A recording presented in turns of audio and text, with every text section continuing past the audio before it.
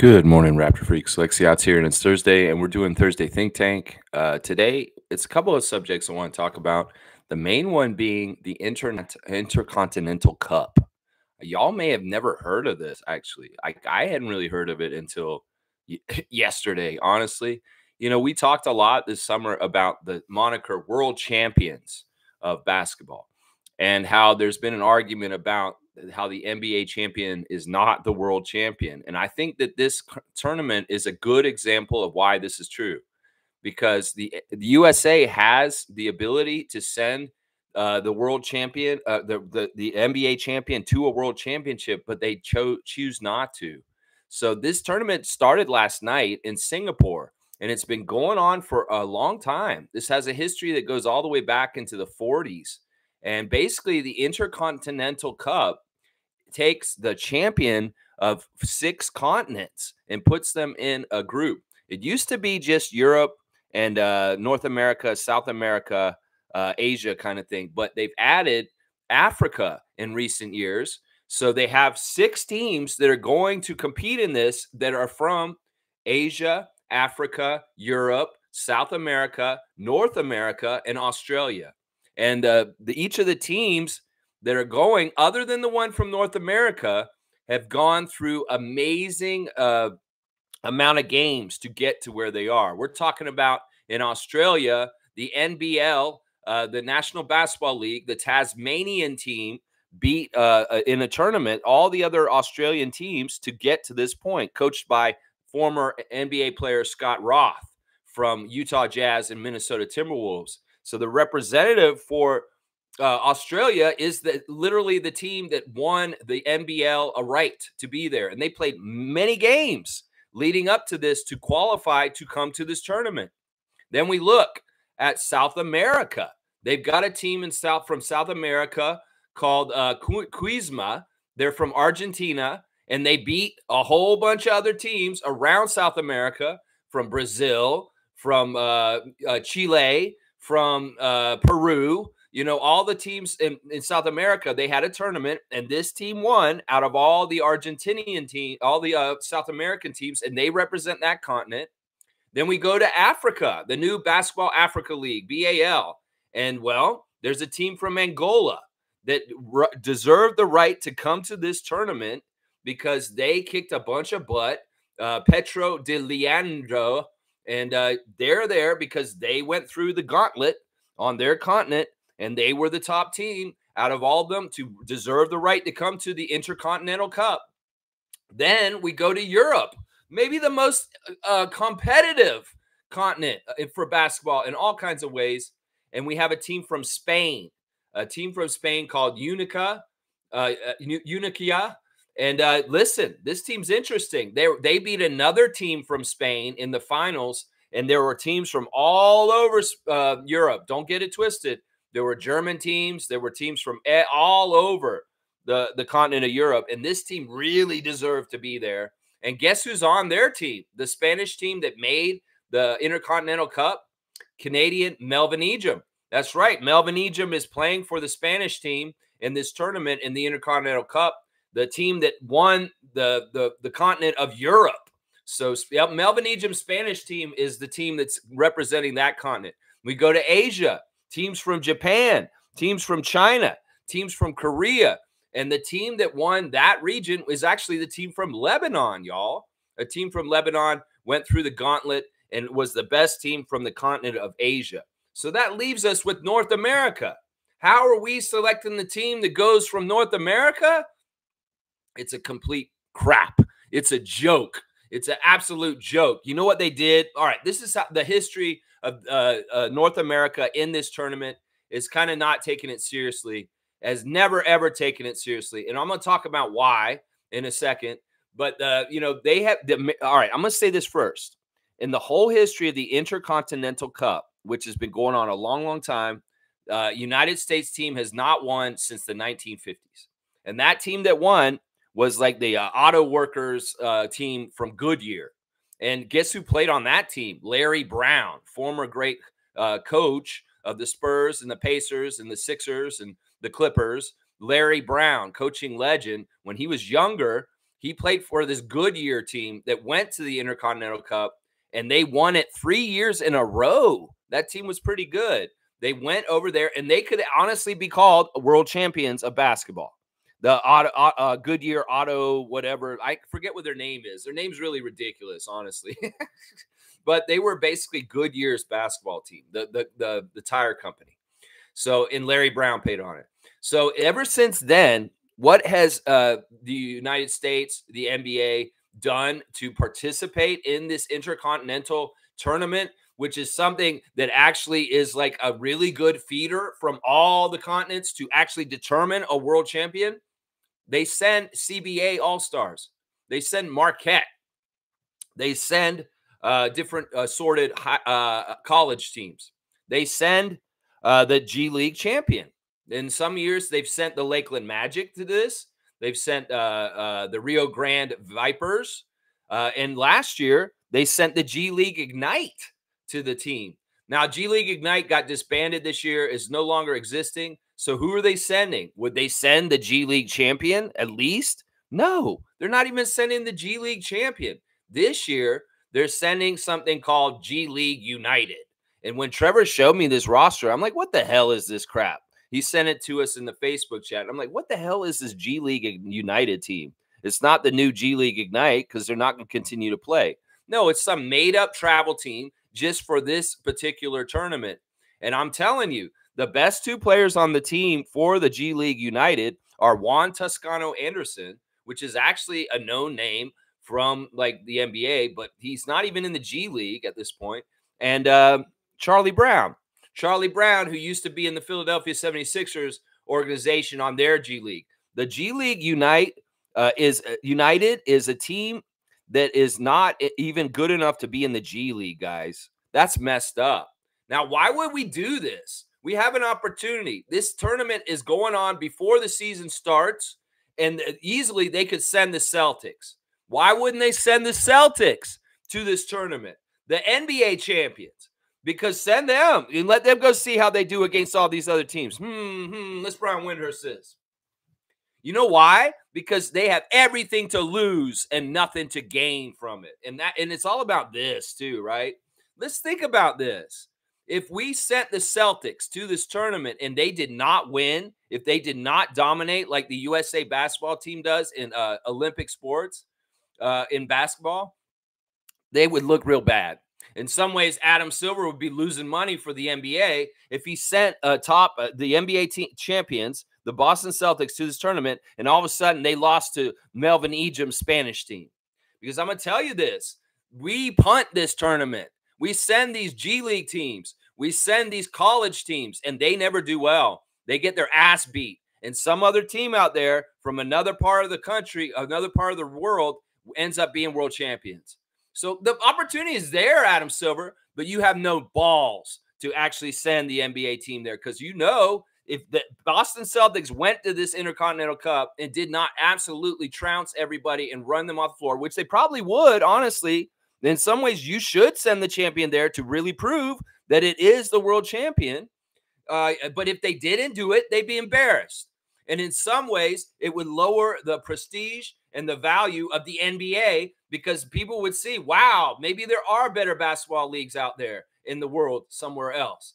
Wow, maybe there is a better form of basketball out there. Maybe it's because of the crossover from NBA rules to FIBA rules. I don't know. Whatever the reason is, politics keeps it away, and they punt this. In some ways, it's just like the FIBA World Cup when they send a secondary USA team to compete in FIBA World Cup last year, and they end up getting fourth. It's embarrassing to them because they realize the world's catching up. So they don't send the creme de la creme. They don't send the purple-green monster of the stupid leprechaun team that we play against in the Atlantic Division.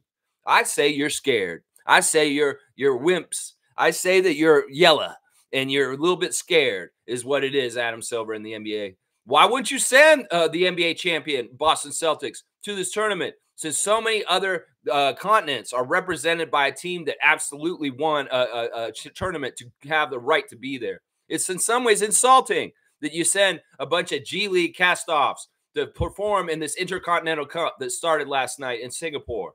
This structure is there. It's just that the NBA is a rogue and a kind of a rebel against FIBA basketball and allowing a world champion of basketball to truly exist because they're worried about the NBA losing face. They're worried about the NBA actually not winning. In some ways, this is indicative of how the United States treats international basketball. We'll only show up for the big enchilada.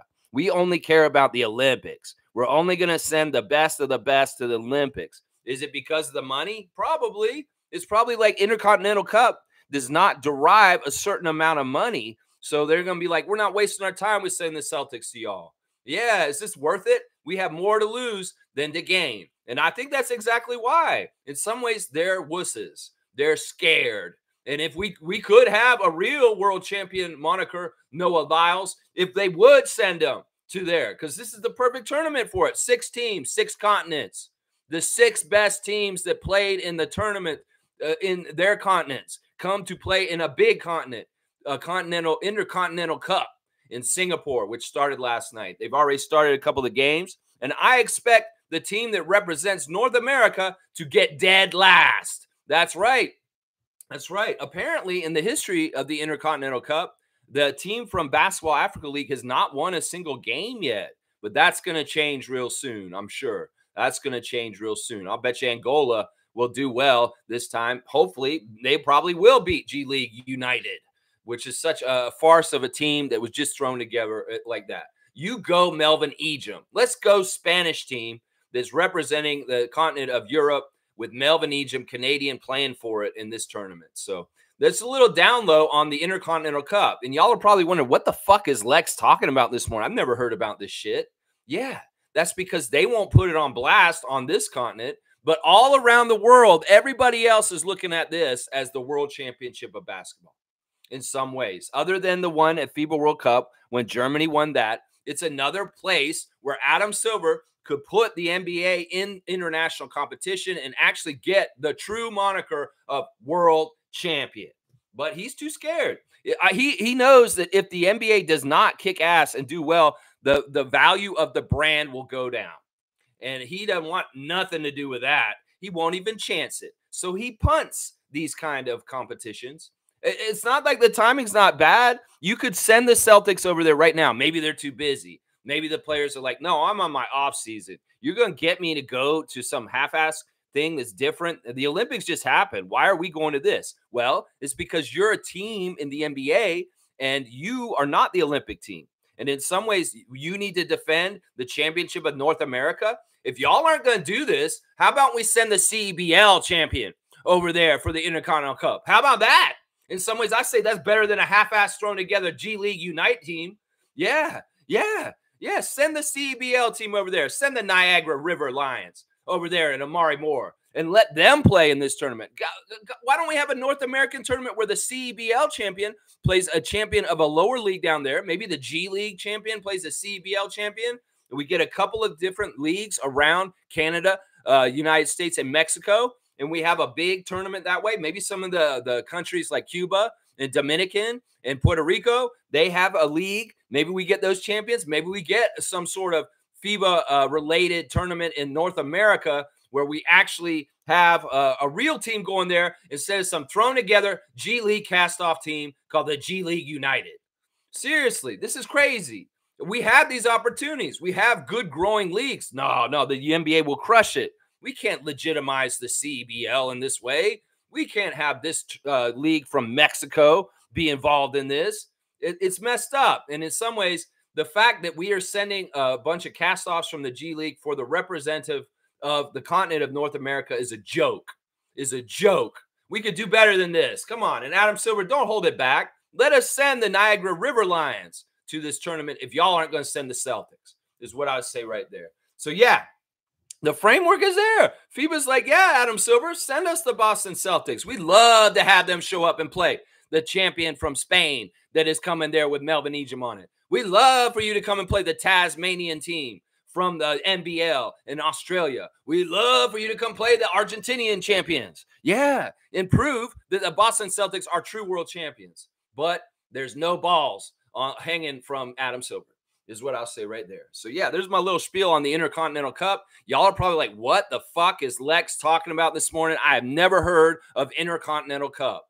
Well, now you have, and now you know what it's all about. It's going down in Singapore. It started last night. They have 6 teams, and they're going to play a round robin, and the winner of that will be considered the Intercontinental Cup champion, and in some ways, the world champion of league play. I'm not even talking about Germany won as a team of a country.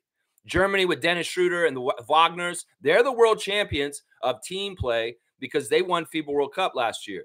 Now, the U.S. is Olympic champions of the Olympics that just happened this summer. But who are the team club champions? Is it going to be Tasmania? Is it going to be Melvin Ejim's Spanish team? Is it going to be the team from Argentina? We don't know. It could have been the Boston Celtics. And that's the difference right there. We have that opportunity right there.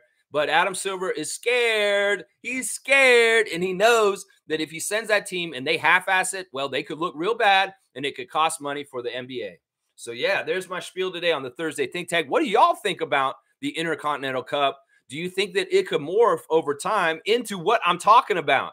Can we get the NBA champion to go there somehow, some way? Is Adam Silver talking to FIBA officials at the Summer Olympics this summer part of the setup for this? Because it's happening right in a beautiful spot in the middle of the year where these guys can come and go. Maybe some of the top Celtic players are like, nah, man, I've got prior engagements. I can't show up. Okay, we'll play the Celtics with whoever shows up. Well, Al Horford just retired, so he ain't coming. So maybe can we get most of the Celtics there and at least come and run with them? Nah, you're scared. You're yellow. Let's change the color from green to yellow. Also, what do y'all think about what DeMar DeRozan said yesterday? Amazing. Yeah, we're going to talk about that today too. This is something he said before. It's just getting rehashed again on his book tour right now as he travels through New York talking to Stephen A. Smith, a guy who actually does agree with his sentiment about the championship for Toronto and DeMar DeRozan if he had been able to do it instead of Kawhi the next year. Very interesting stuff. So let's see what you guys think. In some ways, I'm going to do a poll. Is Tommy here? If Tommy is here, I could probably get him to do it. That'd be great, but I'll do it. All right, let's see. Let's start a poll. Would Toronto have won the NBA championship in 2019 with DeMar instead of Kawhi? There you go. There you go. Let's say yes or no. Start the poll. Let's see what happens. Please come through this time. Don't do any kind of goofy stuff like you did last time on this. All right, let's see what's going on here. All right, let's go to the top of the chat. Y'all like my subject today? It's very interesting, eh? The Intercontinental Cup exists, and it's going on right now, and they're going to get a real world champion of basketball from team standpoint, not country standpoint, team club standpoint. And the Celtics are yellow. All right, this is covering up Trevor's first comment. I can't read your first comment because I put the poll up over it. So it says something about a pen connecting themselves. The pen don't work. I can't read any of the other lines. I'm sorry, Trevor. I covered it up because I put a poll in. But thank you for your words of wisdom. And thank you once again for the amazing chair, Commissioner Fun, Trevor J. More fun coming from Trevor, apparently. Trevor's also saying Aja Wilson broke the single-season scoring record held by Jewel Lloyd, 939 points scored in a WNBA season. Yeah, this is a big deal. And she's got a couple of games to go still this weekend as the WNBA season will end on Sunday. And yeah, this is a really big deal. I mean, Jewel Lloyd is a prolific scorer for Seattle Storm, and she does absolutely amazing things. But Aja Wilson, she's a force on her own, and she is definitely the best player in the WNBA at this point, Aja Wilson of the Las Vegas Aces. But yeah, that's amazing. Checking in on our WNBA Fantasy League, I have taken the lead from Kareem as on a strong night last night, 203 to 154. So I've got almost a 50-point lead on Kareem after the second night of the playoffs this week.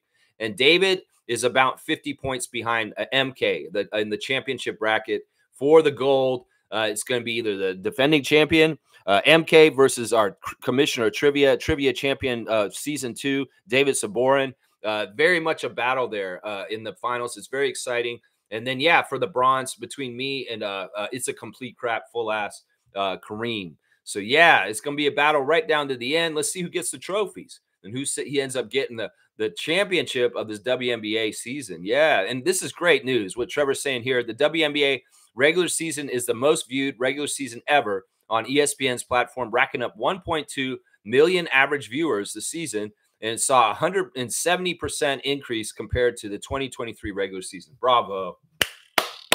Bravo, bravo, WNBA. You take that ball and run with it. Some people are saying they dropped the ball in some ways, but I don't think so. I think that the momentum and the greatness of Caitlin Clark and Angel Reese has come and injected new life into the WNBA, new interest, new eyes on the sport. The expansion is going to do a great thing, especially in this country, for bringing eyes on the sport. You know, Canada will come in as reinforcements with our Toronto WNBA team, and we will get fully behind it. Trust me. The WNBA officials, you're going to be so happy when you see the whole entire country of Canada right across, in a lot of ways, start embracing their team here in Toronto. So, yeah, it's going to be exciting. It's going to be fun. I'm glad we're joining the party, and I can't wait to get started. In some ways, I want to start watching as much WNBA as possible with our Toronto team, watching all their games all season long. So I'm going to get more and more familiar with it. And, yeah, this is great increases, and this is exactly what it took time to develop. You know, in some ways, they could have gave up on the WNBA a few times throughout its history where it wasn't doing as well financially. But no, they kept it alive. They kept it going. And now we get to this point, and this is fantastic. That's what it is. You got to see it through. If you're not totally getting it right, you're going to struggle a bit. Well, don't give up during the struggles. Keep going, because that breakthrough could be there down the road. And this league is a testament to that kind of process. So, yeah, WNBA, I'm proud of you, and great job this year. You guys are awesome, and I can't wait to get our team so we can join the fray. That's right. I don't even know what our team's name is yet. I want to find out. Tell me, Teresa Resch on Breakfast Television yesterday, talking about the process of building this WNBA team. So, yeah, let's see what else Trevor's saying. He said, I will be listening until 10. It will be 11 a.m. for y'all. It's Fashion Week, and different stuff is going on. Trevor's a very busy guy, and this is a busy week for him, so he can't stay in the chat with us the whole time. Trevor's alluding to in the next comment something about what we saw with Shamshay yesterday. Ulrich will be unstoppable this season. Look out, he is here. And there's Trevor with the picture of Ulrich in the chat. Ulrich Shamshay. There's some highlights and a practice video of him on the court with a light touch and some really sensational stuff. Man, and he's smiling. He looks like he's just really getting around real easy. He's such an athlete. He can get up there and throw it down. It's going to be really fun to watch Shamshay's journey, 18-year-old from Cameroon, coming to the league straight from Africa this year. And, man, he does look unstoppable. He looks really, really good, Trevor. Everything I'm seeing about him is fantastic, and I am excited for the future for the Raptors with that young man from Cameroon coming in, our next big Cameroonian superstar after Pascal Siakam. Maybe Koloko also in there. We see more footage of Koloko running up and down the court really, really well, doing drills, running it back and forth and dunking it. Yeah, we need Koloko back as soon as possible, Bobby Webster and Masai Ujiri. So get him back, man. Yeah, Trevor's – all right, here's Kareem, and he's talking about our poll question here. He's saying DeMar on First Take said that it wasn't about Kawhi Leonard trade that helped win the championship. It was about LeBron leaving Cleveland and going to L.A. He believes he would have won. We would have won with him. I mean, there's no telling on that. In some ways, I want to believe DeMar. I'm very loyal to DeMar, and if he wants to believe that, I'll go ahead and go with him. I'll respect that. But in some ways, also, there's parts of us that say, yeah, that's not true. That really, in some ways, that's tough because we got to understand what Kawhi did that year, just how steady and how much he put us on his back, especially in the Milwaukee series. You know, we were in trouble against the Bucks. We lose the first two games in that Eastern Conference Finals. And, you know, Serge and Kawhi kind of said, no, we ain't doing this. And they took over. In some ways, that was very important. And it wasn't just Kawhi and how he took over offensively. He was very important defensively also. And that is the part where there may have been a difference right there as far as DeRozan's contributions instead of Leonard. So as much as I like DeMar and I love this attitude, and in some ways, we don't know if he's true or not because it could be true. It could very well be true that we would have won with just DeMar without doing that trade. But we also have to factor this in. We wouldn't have had Danny Green also if we didn't have that trade. So it's not just Kawhi we're looking at. We're looking at Danny Green, even though he wasn't a main contributor. He was still important. He did start, and he did do important things for that championship year. So I don't know, DeMar. As much as I love you, And as much as I'm really proud of you for your book and all kinds of things, I might have to respectfully disagree with you and Stephen A. Smith on this. And this is me showing that I'm not a complete homer for all things Raptors. And I do have a sensibility of trying to be logical and fair. So yeah, I don't think this is true. And as much I get it. LeBron leaving was a big factor in allowing the Raptors to get there. Yes, this is true. This is very, very true. But there was more than just that. And in some ways, those battles, the Orlando series right away, losing so bad, and Kyle getting a lot of crap for having a really bad game in game one of this playoffs. Well, there's a lot of demons there, DeMar. And if it was you and Kyle trying to get back into the groove after such a demoralizing game one loss against the Magic in the first round, I don't know how y'all would have reacted and came back in certain ways. I think you guys would have got past Orlando. It may not have been that you got past Philadelphia, though, is what I would say, because that series was crazy. And we saw how that series ended. And that was a very, very specific help by Kawhi Leonard that got us past the Sixers. So I don't know, man. In some ways, I love you. I want to believe that maybe you'd be right. But in some ways, the logical, sensible part of me is saying, no, you're wrong. You're wrong. You're wrong. David is here. The NBA champ would get demolished. I don't know if this is true. I would like to think that the Celtics are so talented and they play so well as a team that, and even in the FIBA settings with FIBA rules, that they'd be able to adjust to it. Of course, some of the Celtics were on the Olympic team this summer. Derek White, Drew Holiday, Jason Tatum. And, in some ways, it would be interesting experiment to do. But I do not think Adam Silver has the guts to do it. I really, really don't. He really maybe has calculated this like, no, there's no gains from this. We're not going to gain anything. I don't know. You might gain prestige from actually being able to say, in some ways, the fact that people just expect, the NBA champion is the world champion kind of shows that he doesn't have to go there, because the perception of general public is, yeah, the NBA champ's just the best champion in the world. It's the world champion. A lot of Americans will propagate that and just say that no matter what, when we know the world is catching up. And in some ways, it's more dangerous than ever for Adam Silver to send the NBA champion to the Intercontinental Cup to compete in this competition to determine who is truly the champion of the intercontinentalness of basketball. So, yeah, I mean, too much to lose for Adam Silver. And in some ways, the prestige is already there for his league. And he's a money maker, man. He's all about profit and margins of getting money. And in some ways, that's the thing that matters the most to him. He bows down to God money, as Trent Reznor would say. Yeah, he'll do anything that needs God money. That song from Pretty Hate Machine. That's right. This is this dude right now. That's him. David's saying they get demolished, but I don't know if they would. I think that they probably win, but it'd be close. It'd be a challenge, and then maybe scary to NBA officials seeing the Celtics go through the gauntlet and maybe not be as successful as everybody thinks. Because in some ways, if they don't absolutely dominate, in some ways like the USA in the Olympics, it will look bad. It will look bad. All right, let's do the classic cards since David's checked in. David, whatever you were having problems with the comments yesterday, I have no idea what was going on. I thought somebody may have blocked you by accident. There are certain words that I have eliminated from this chat, and they are for the politicians that are involved in the election right now. And there's also certain other words that aren't allowed on this channel at this point. So some comments are getting erased by my auto moderator because they know that certain words are not supposed to be used here. So I don't know, whatever the problem was, hopefully it's all fixed and you're just here and you're solid and we can see your comments and there's no issues. Because you are a very important part of this channel, and I don't want you to have problems with access to this channel. I seriously don't. All right, let's see. I'm going to get the card right here. Okay, this is a good one. All right, let's see. Let's see who can get this one. It's a mosaic. It's a recent card. Whoever answers the question, writes in the full name of the person on the card first, will get the classic card trivia points for today. Let's see who this is. It's a little shiny. I apologize for the reflection. You can see my tabs. But who is that? Who is that? Who knows who that is? Yeah. Who knows who that is? Mosaic cards are so nice. I feel like they're like the Skybox of this era. They're really much like the Skybox cards when they came out in the 90s. They were so fancy, but Mosaic's got taken another level with the reflection. There we go. Seymour's on it. He spelled it incorrectly, but I'll give it to him. Royce O'Neal. He's missing an E, and he got the C in there. So there you go. Just ahead of you. I don't know, David, you can adjudicate on this. This is Royce O'Neal. That is the right answer. Good job, guys. Fiercey getting in there too, showing her knowledge also. Seymour's going to get it. 150 points for Seymour. Yeah, Royce O'Neal. I guess it's a rookie card too. Royce O'Neal rookie card for Utah.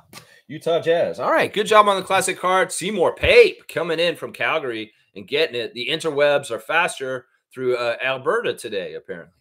The interwebs.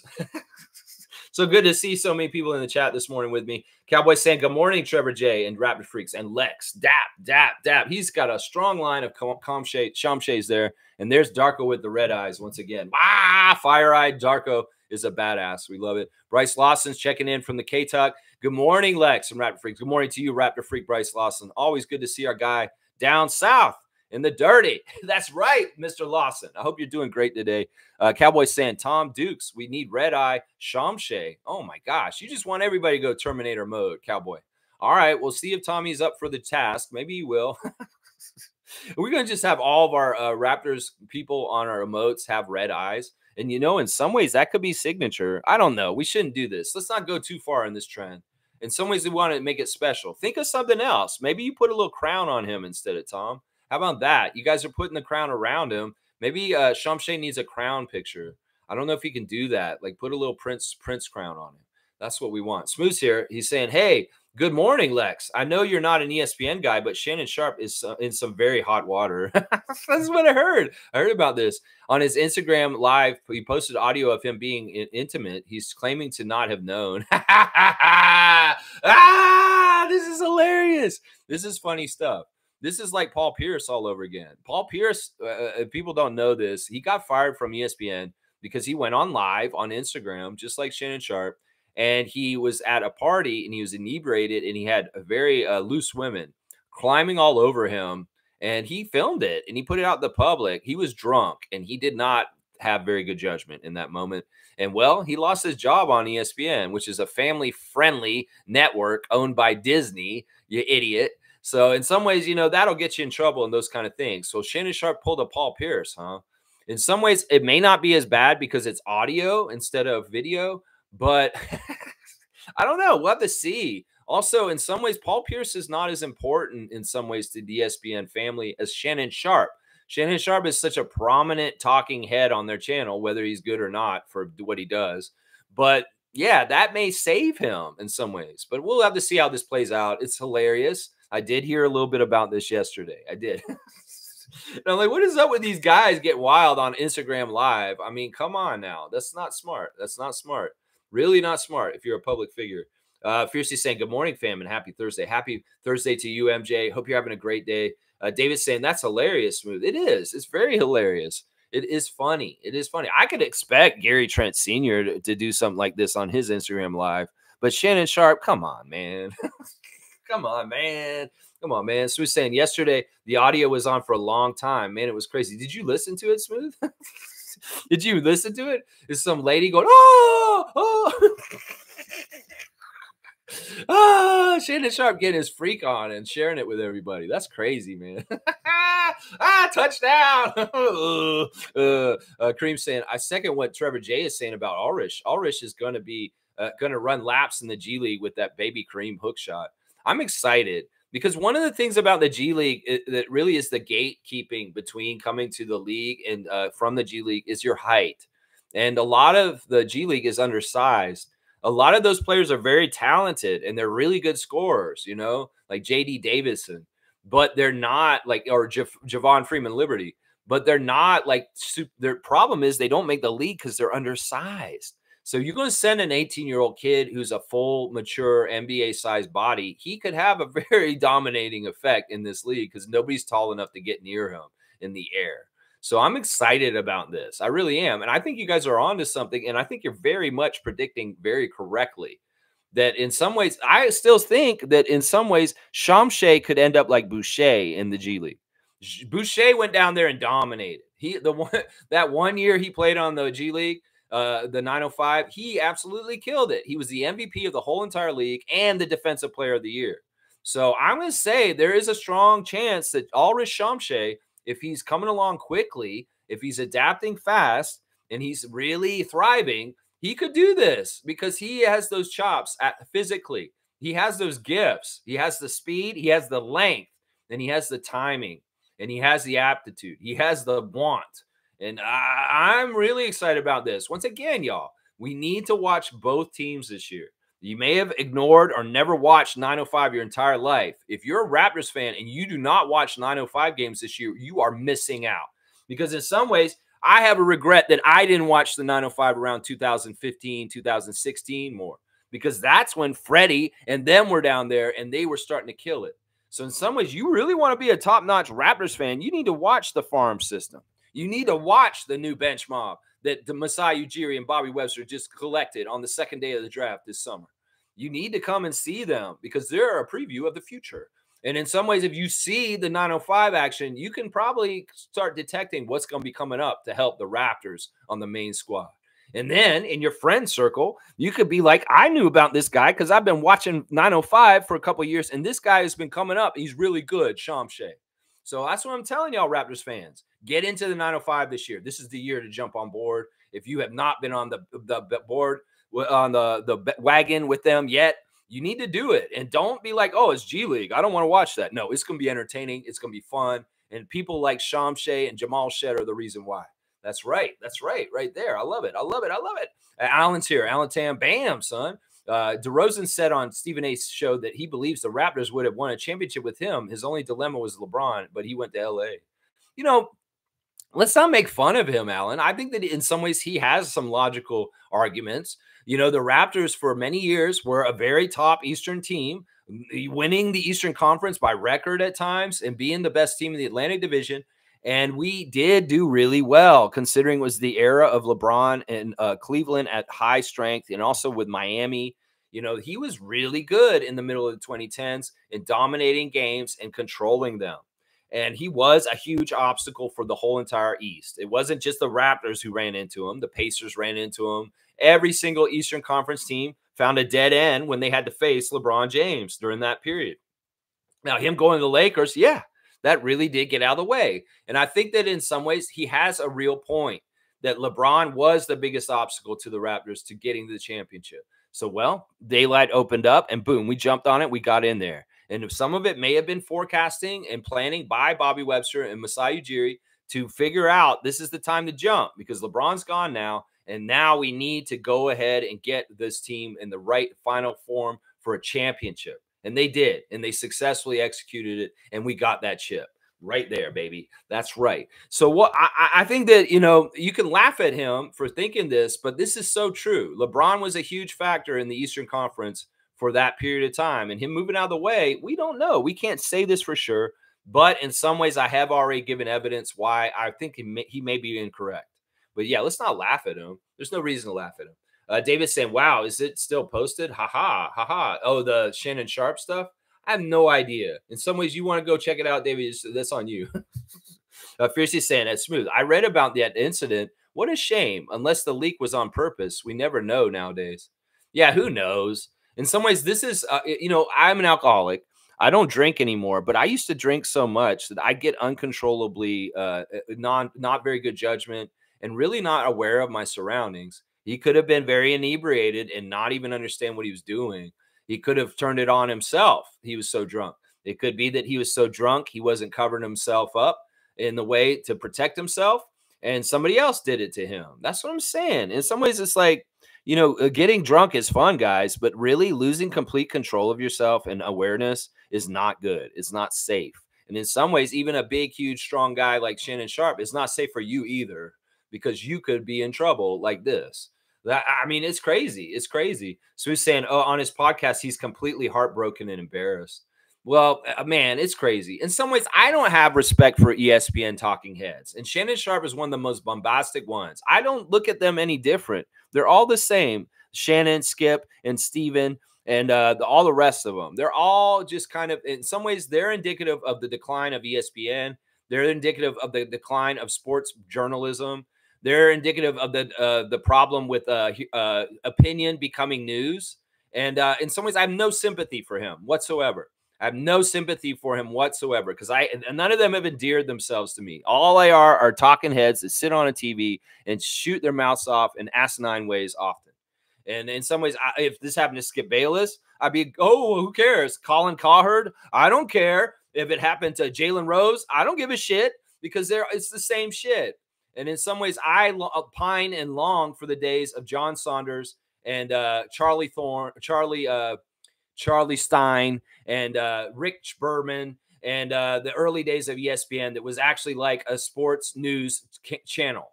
And that's the shit that they do on that channel is so stupid. And these are the extraneous people. In some ways, it's PTI opened the door for this bullshit with Wilbon and Kornheiser doing their talking head shit. And then they just started, oh, let's do talking head with this person. You know, certain people can do this shit and certain people should not be doing it.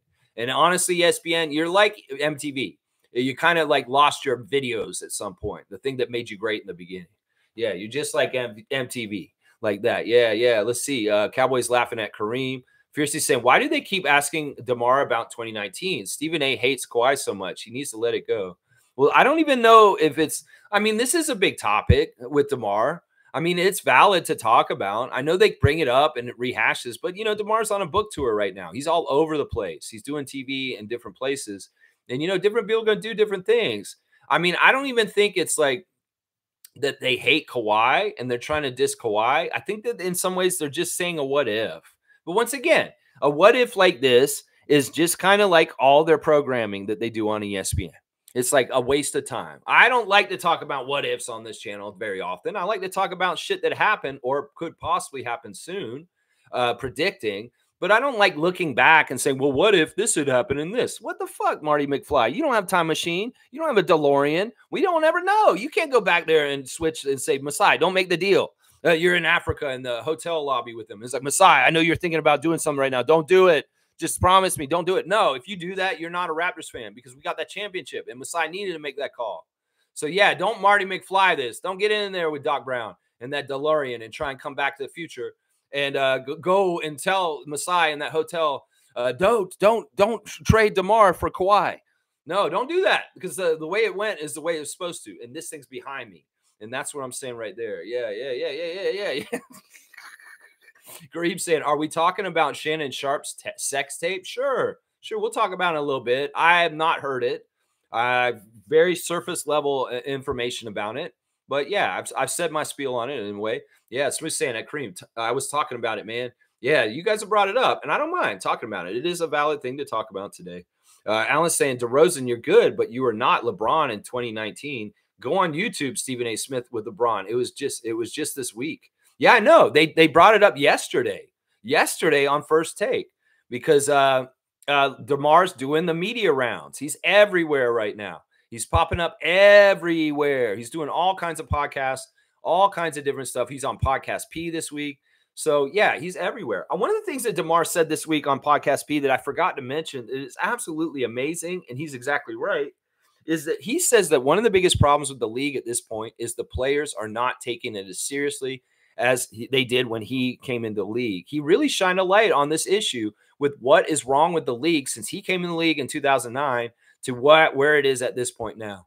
He said when he came into the league as a Raptor, as a rookie, he really bought into this idea that you're in the NBA and you want to make yourself as best as possible to try and help your team and do everything possible. He really, really bought into this. And in some ways, the way DeMar was and the way Kyle was is the reason why Pascal and Fred are the way they are and stuff like that. You know, it carries on. But he's noticed over the years, the players just don't have the drive or the want to be this kind of mentality when they come in. They just kind of come in, get the money, and they're fine, and they coast. And in some ways, he's saying that when I came in, the old heads and the veterans really like kind of beat it into you that you need to try as hard as you can to excel and get to the highest potential of your possibility as a player. And these guys aren't striving for that at this point because in some ways it's easy street for the average NBA player in some ways. And it's very interesting that DeMar has this comment. Now, maybe this is something to do with what we've been talking about recently. And maybe I should save this for Sunday.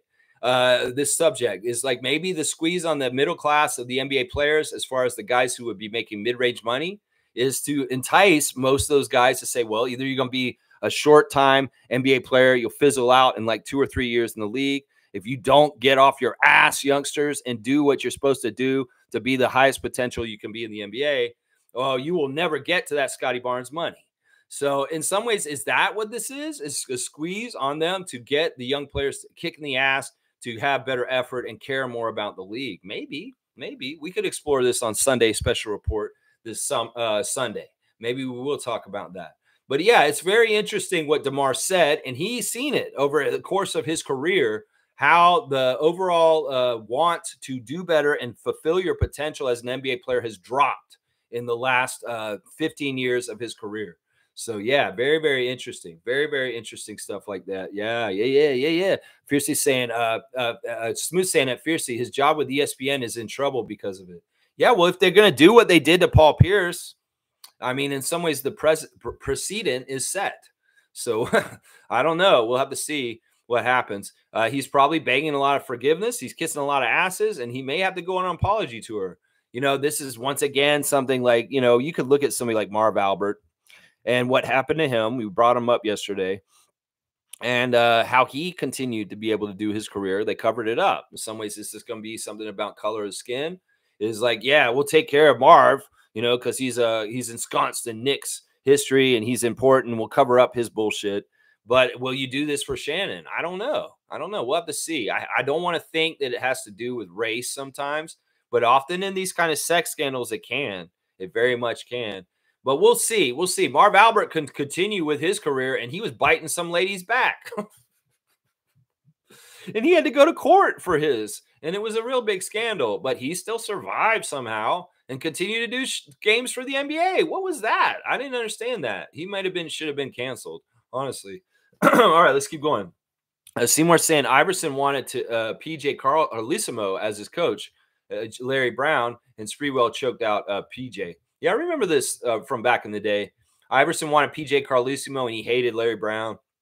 Yes, and Latrell Sprewell choked out PJ Carlesimo when he was on the Golden State Warriors. Yeah, this is NBA history. Yep, I remember this stuff. Cool Cat saying NBA championship teams should not go to FIBA Cup.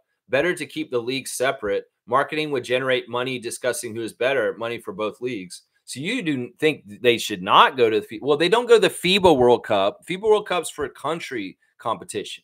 FIBA World Cup is what we did last year when Canada won the bronze and Serbia got the silver and Germany got the gold. No, this competition that's going on today, the Intercontinental Cup in Singapore, is club teams from different nations around the world. And this is the perfect place where the Boston Celtics should be, to be the world champions as a club team, not a national team, representing the whole country.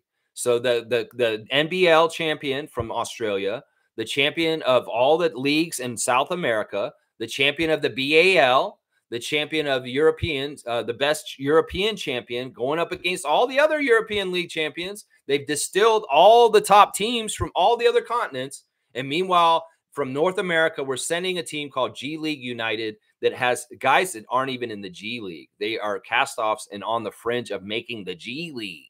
So, yeah, we're punting this tournament. And in some ways, what Cool Cat is saying is a window to the worry about it is that the money. It's the money. And if the Celtics don't come there and absolutely crush Melvin Ejim's championship team from Spain, then they look real bad in the eyes of things. And that perception can be dangerous for how much money's coming in. And in some ways, if they don't even show up and it's just that we're on blast and we're all over the place, well, we'll never know. But I dare Adam Silver to figure out a way to get the NBA champion at the Intercontinental Cup. You used to send the G League champion at least, but now you don't even do that. It's like you're thumbing at your nose at FIBA about this Intercontinental Cup, because honestly, people all around the world look at this cup as very important, except they really don't. And that's part of the problem. It's like, okay, all the money is in the Olympics, and we'll send our best stuff with the team of USA at that, but we won't send our best team to FIBA World Cup, and we'll definitely, for damn sure, not send the best club team for Intercontinental Cup. So, yeah, that's the difference, Cool Cat. This isn't country competition. This is club competition from the continents, and the best team. I would say send the CBL champion. Adam Silver, if you're just going to ignore this cup, let Canada send the CBL champion, or at least let's get the champion from Mexico to play the CBL champion, and maybe maybe the G League champion could still be involved in that. But then, in some ways, he's in trouble there, because what if the G League champion loses the CBL champion? or the Mexico champion, or the champion from one of the islands leagues, something like that, Puerto Rico league or something like that. There could be some, hierarchy and people's perception that Adam Silver ain't having. He ain't having. And that's a big part of it right there. Yeah, David's saying, haha, this thing is crazy all over YouTube. He's researching Shannon Sharp. Yeah, it's a scandal. It's interesting. It's interesting. People love this kind of shit. It's crazy. Cream saying it smooth. Things people do to keep their names in headlines. Shannon didn't need to do this. Sold his soul to the devil, and now they're trying to backtrack with apologies. I guess he butt dialed the stream on. Oh, yes, he worked in his line, and I think that might be right. I mean, seriously, that's the problem, man. Y'all keep your phones away from you when you're getting down and dirty. Seriously, do not keep your phone near you. You roll over on it, and man, your ESPN career is over. That's right. Kareem, you could get 10-pointer for that. That's hilarious. He worked in butt dial naturally. And I could see this being what it is, especially if it's just an audio recording and there's no visual. It could very well be a butt dial. Could very well be a butt dial. And somebody who knows a butt dial is Kareem. That's right. Yeah, you guys are laughing about it too. David's laughing. Cowboys laughing. Seymour's laughing. That's true. That's true. Alan saying Philly would have swept the Raptors in 2019 playoffs if it wasn't for Kawhi. I won't say they would sweep them. Alan, come on, let's be sensible here. We went 7 games with them and we won on the last second shot. But I don't think they'd sweep us. Come on, man. Alan, come on. You're a Raptors fan. Come on now. Come on now.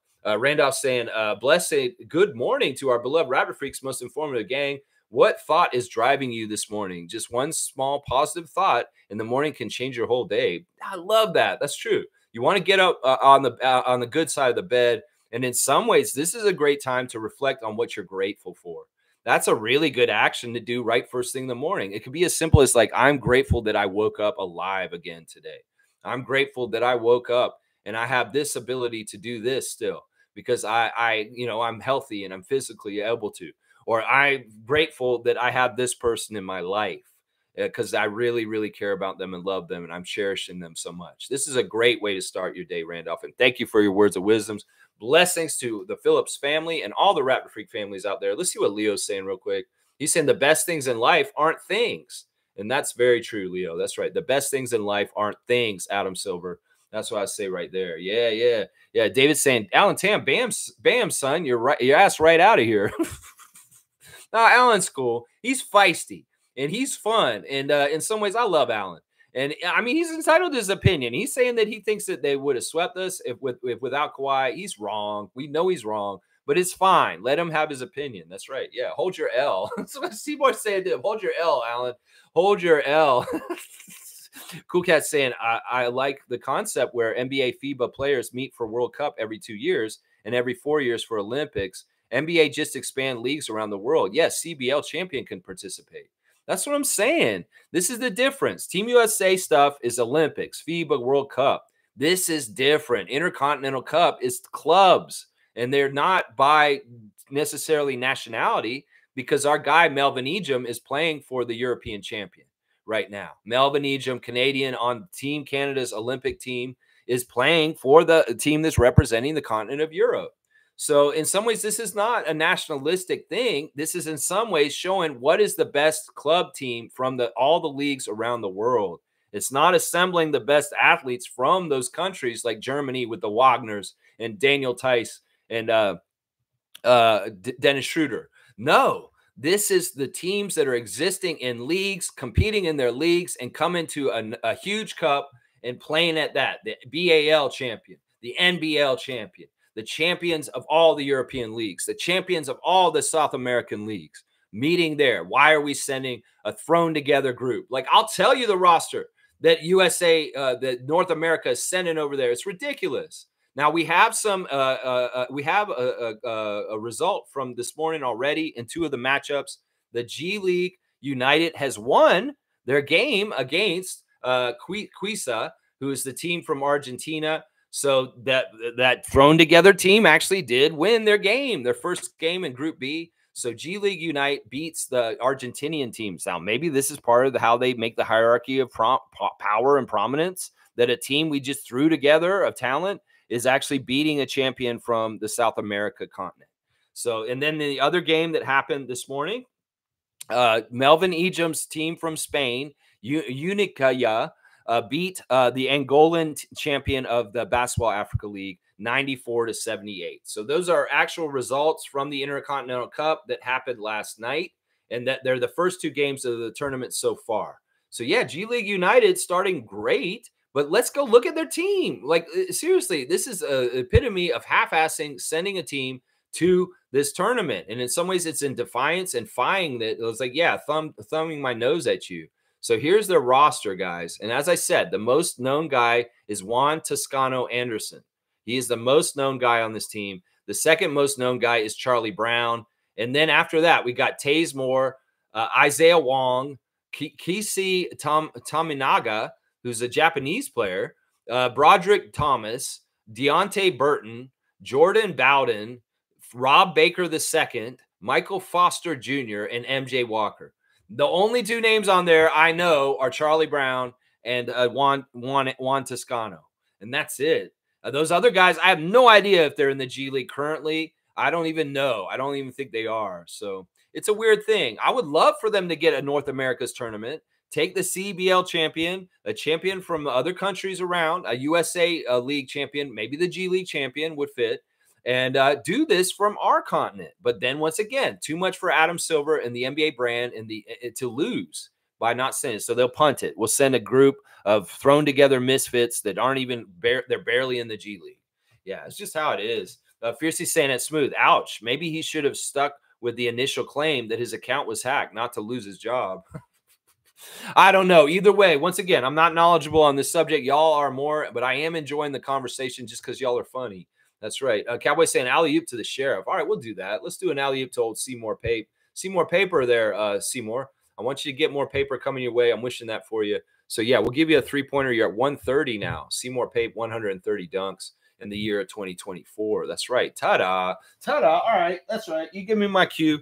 Y'all, I need to do this. Listen, I've got an issue with some mold on the ceiling in my cottage. In fact, I'm going to tell Bradley very, very realistically and true right now what my issue is. We have an old cottage here, and in some ways there's some mold on the wood paneling that's up about 10, 12 feet on the ceiling, and we need it cleaned. We see on the thing here that you have restoration services, mold, water, damage repairs, starting as low as $89. I need you guys to come out here, ta-da, and clean this mold off the ceiling and help us a bit with some of the ceiling work in a very old structure here that's been here since the 60s. So please, ta-da, can you come help me? I'll call you at 647-833-6844. So Bradley, that's the job right there. It's a mold cleanup on the ceiling, on some of the ceiling wood panels. And I don't know how you handle that. And I would really love for you to come and help us out here if you could. That's right. There's your ta-da ad. It's very real. It's very real. Yeah, let's see. Cowboy is going, yeah. All right. And David's saying, all I want to know is who's the chick. Laugh out loud. Why? Why, David? Why? Why do you want to know who the chick is? Does it matter who the chick is? In some ways, the lady, you know, seriously, the chick. What are we, in the 60s, the 50s? Hey, who's that chick over there? Peep, peep, peep, peep, peep, peep, peep, peep. Laughing. All right, let's see. Dap, dap. All right. Randolph saying, Lex, the risk is great for Boston if one or two of their main players suffer a season-ending injury. Yes. Yes. Randolph just mentioned the other reason why this probably doesn't happen. The insurance on these multi-million-dollar players, people like Jaylen Brown, is so high because he's paid so much. And oh my gosh, would this be a problem? And even if like they sent the half the team, like some of the guys are like, I can't play. And in some ways I'm worried about my career. Maybe that's what it is, the slippery slope. Jason Tatum, Jaylen Brown, hey, you guys want to play in the Intercontinental Cup? Well, how much money do I get for it? And what if I get hurt? What will happen then? Ooh, okay. Randolph Phillips kind of hitting the nail on the head in some ways. It's not just the prestige and the perception of the league's dominance around the world, the NBA. It's also the risk of injury while involved in this competition for the players coming over there. That's a very good point. Randolph, I'm going to give you a dunk for that, and that makes total sense. But still, I still say they're yellow. And I still say that in some ways the old school NBA players wouldn't care. They would be out there playing and doing it anyway. It's just a symptom of a softness of this league at this point. 41 dunks. It's a Kelly Olynyk for Randolph Phillips right now. Yeah. And maybe the money is too great. And that's why this is a problem. It's like, oh, we're thinking about the money too much. And they're like classed out on any kind of lower playing. This is why does Scotty love playing pickup ball with anybody on the court and going out there and joining people and just playing pickup ball. He went to the Brooklyn Bridge and just played pickup ball with random people. You know, I don't know. It's such a weird thing. In some ways, people are scared, I guess. They're scared. Yeah, Alan's got that Canadian flag on blast. I love it. Seymour saying, thank God it is, because I thought he was suspect with a name like Shay Shay. But hey, I don't discriminate. Just don't push that on me. Okay, we're still talking about Shannon Sharp. You guys are laughing about it. All right, Alan's saying DeRozan would have never won Raptors a championship because he has no defense and he's one-dimensional, only scoring. Kawhi is way better than DeRozan. I mean, I'm not going to totally dispute what Alan's saying. It's a little rude, but it is somewhat true. It is somewhat true. Now, DeMar has gotten better with his defense in some ways since those knocks. But still, it's more the savvy. I'm a vet. I understand what a youngster might do before they're going to do, and I might be able to steal the ball from them. But yeah, I'm Alan. I won't disagree with you on what you're saying here. I don't know if he would never have won a championship with us.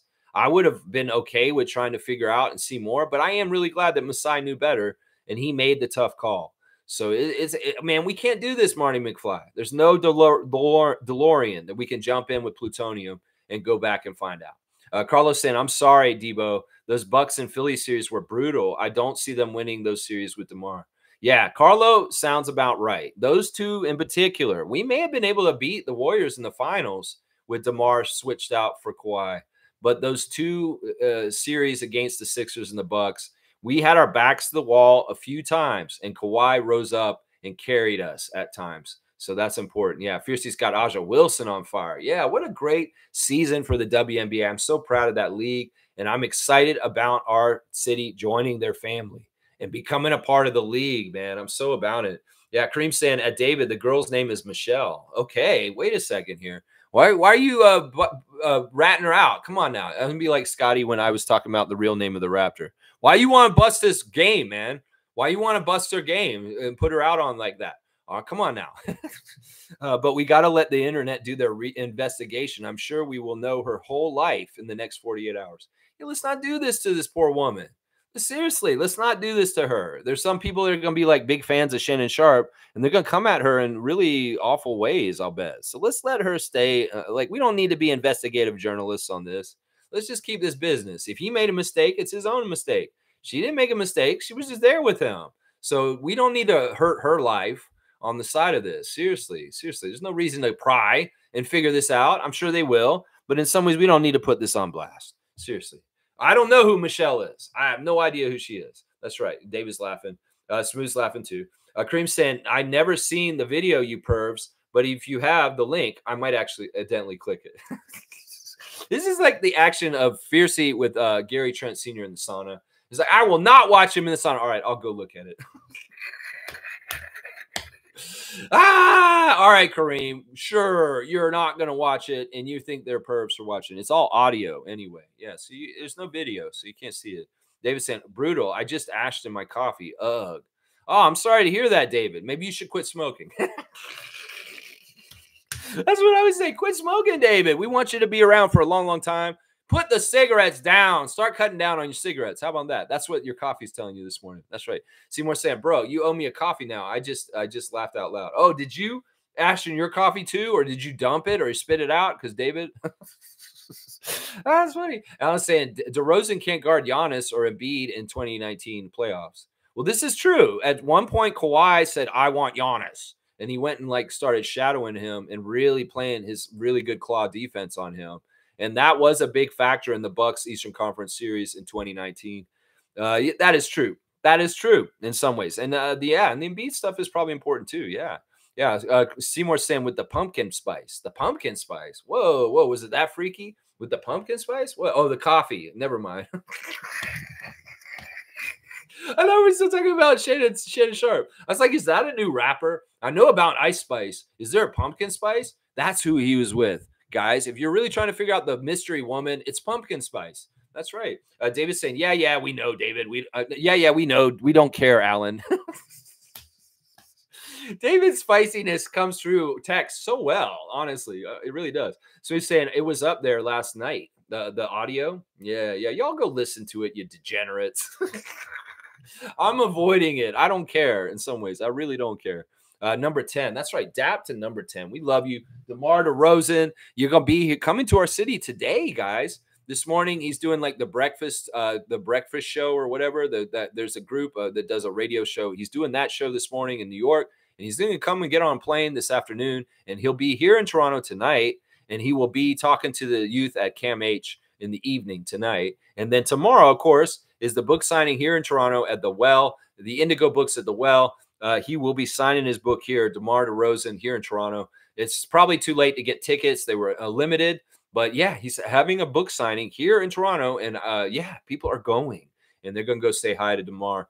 I love how in some of the footage of DeMar doing the book signing in New York, there were people bringing Raptors artifacts to him to sign, like jerseys and art of him as a Raptor, and that's special.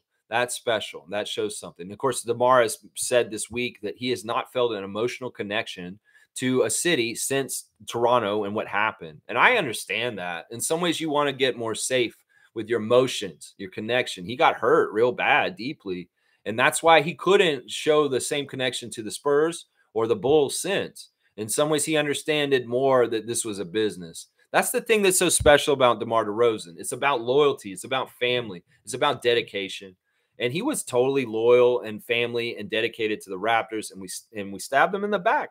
And in some ways that hurt him, and it made him have a hard time with trust.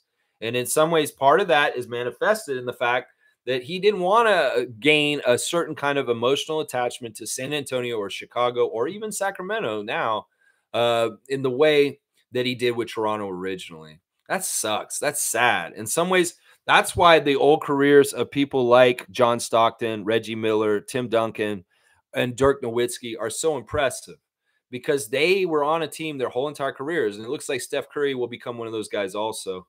But man, I wish DeMar could have been one of those guys if it had worked that way. But who knows? Like we've been saying today, I don't know if this thing's behind me, if that happens. So yeah, I wish the NBA was like it used to be and we had long-standing people on teams like this. But, you know, it works both ways. A person like Kevin Garnett can feel trapped in Minnesota and say, I got to get the hell out of here. We're not getting anywhere. Damian Lillard, same kind of thing in Portland. And then teams could also feel kind of like stuck with a player that is absolutely not going to get them to the top, but they're a high-level player that's paid a lot of money. And in some ways, that kind of not being able to kind of switch things out and have that flexibility is dangerous for a franchise to wither away with a top player that's just not cut enough to get it there. So it's a weird thing. In some ways, I understand. I like the tradition of having players like Bird, who played completely for the Celtics, Reggie Miller completely for the Pacers, Tim Duncan completely for the Spurs. But in some ways, it doesn't work if it's not the right person. I mean, you could say Reggie Miller did not win a championship in Indiana, but he played his whole entire career with Indiana. Karl Malone, well, not Karl Malone, but John Stockton played his whole career with Utah, and he never saw a championship there either. So, but people like Dirk Nowitzki and Larry Bird and Tim Duncan did when they're one team periods. So it's a tough thing. It's a tough thing. I can see it from both sides in some ways. Yeah, comp 10. That's right. That's our guy, DeMar. He always will be, and he's showing he's a real one once again this week. In some ways, when I read the book, Above the Noise, finally, the part where he talks about the devastation about the trade to San Antonio is going to be hard to read. I can already tell. It's going to be very, very hard to read. Yeah. Let's see. Seymour saying, not sure if it's true, but rumor has it that Porzingis is out all of next season. And Horford just retired.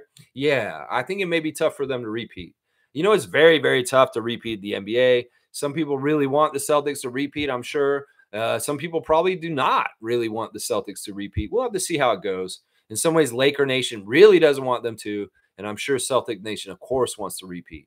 But yeah, this could be a real blow. Porzingis, you know, in some ways he was hurt a lot last year, and he was hurt during their playoff run, but he did add up to helping them at certain times too. I don't know. It'll be interesting. It'll be very interesting. Now, one of the things I could portend, and Brian Windhurst a little bit here, is, all right, let's look at this. The Knicks in some ways are short-staffed at center now all of a sudden.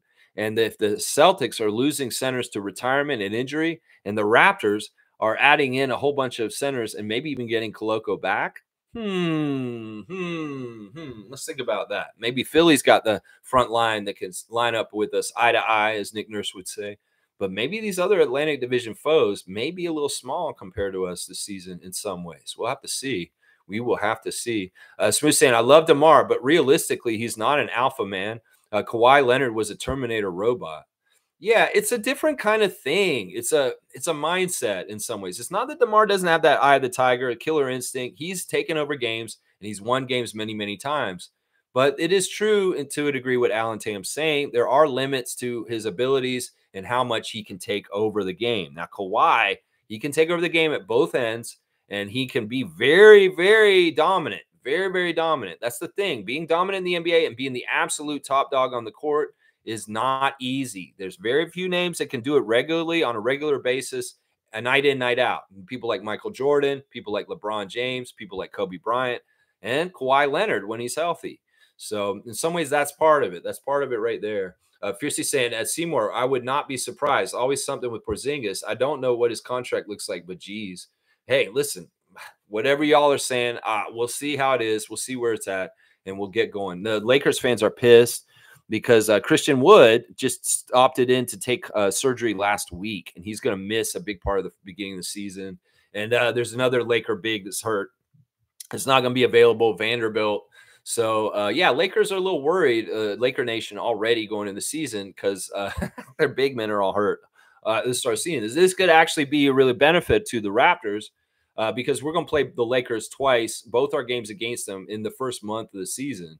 So they're going to be missing big men coming against us. Could this be a part of the storyline this year that all of a sudden the Raptors are much bigger than they were last year? And our biggest Achilles heel last year was rebounding and defense. But all of a sudden, we've got good defense and good rebounding because of youngsters that came to our team. Maybe Coloco's back.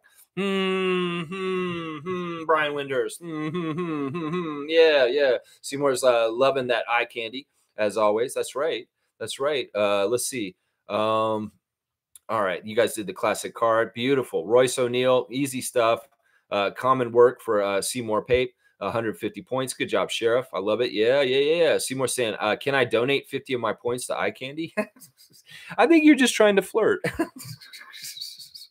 Fiercely say, what's that emoji, Seymour? Radioactive? I can't see it very well. Yeah, what is that emoji? It looks like a face. I think it's this, Fiercely. It's like a face going like this. Like that. It's like a Home Alone face. I think it's a face and it's a mouth open and eyes, and they're like, I don't know, those aren't hands though. It's like it's turning face or something like that. It's weird. Cowboy saying, what a gentleman, alley-oop to a Sheriff. Seymour's getting the dunks today, and the assist man that John Stockton is Cowboy, of course. So Seymour, you're gonna get another one. 133 now. You're at 133. Seymour's getting them dunks today. That's right. Fiercely saying, nah, you deserve the point, Seymour. See that you got it. You were in there before her, even if you misspelled it a little bit. You're fine. David's the judge. He decides things. Let's see. Kareem saying Kawhi set the tone early for that chip run in 2019. It all started with that Count Dracula evil laugh.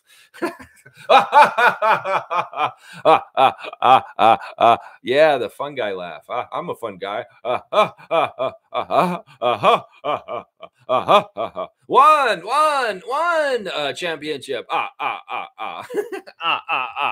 Count Von Count. Yeah. Seymour saying Paul Pierce did it again, Lex.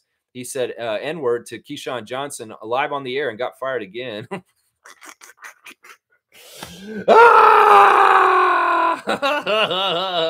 Man, I love to see that happen to Paul Pierce. I really do.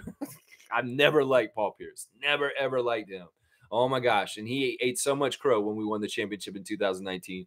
He was on ESPN saying so much about how the Raptors, I just don't see how they can do it. I just don't see how they can get past Philadelphia. I just don't see how they could get past Milwaukee. Yeah, because you're trying to follow that NBA storyline that the Raptors are not a legitimate team in the league and they shouldn't be able to compete at the highest level and win a championship. God forbid the Raptors win championships. Oh, my gosh. No, they did. And you were wrong. You were very wrong in 2019 saying that stuff. It was around in the finals when Paul Pierce was like, I think the Raptors are going to win the championship. He finally started saying it then. Yeah, he gets that. You get what you get. Andrew said 24 days, Morris Peterson. until the Raptors basketball game in Montreal against the Washington Wizards on October the 6th. We're going to see the Raptors take back the court in preseason in this great city of Montreal on October the 6th. I'm ready for it. 24 days. Let's go, Morris Peterson. Let's go to the game if you're in Montreal, please. Yeah. David's laughing at Cowboys saying, Kareem, alley-oop, bro. All right, you want alley-oop to Kareem? Yeah, he's funny. He's funny. Kareem is funny. That's true. 276 to Kareem. He just keeps climbing. I might have to just give him single dunks and everybody else 3 dunks when they get dunks, just to see if we can try and get anybody close to him. But I don't think anybody's getting up there. Cool Cat saying Shannon Sharp and others need to keep their phones away when getting intimate. Yes. Yes. I mean, seriously, some people are so paranoid about like their computers. Like one of the things I do when I'm on my computer and I'm not on the stream, and this is part of the reason why I was having so much trouble with maybe the microphone was on or off when I start my stream, is that I like to keep the microphone button off just in case, you know, maybe this paranoid. Somebody's listening through my computer somehow, some way, the NSA or something like that. I mean, if you hit the microphone off button during your hours when you're just working, nobody can be recording you secretly or something like that. Anything weird. Maybe that's over like weirdness that and me that, oh, that you shouldn't be worried about that, Lex. But just to be in case. But that has caused problems with the stream because I'll forget that I hit that button, the microphone turned off, and I'll come back on and I'll be like,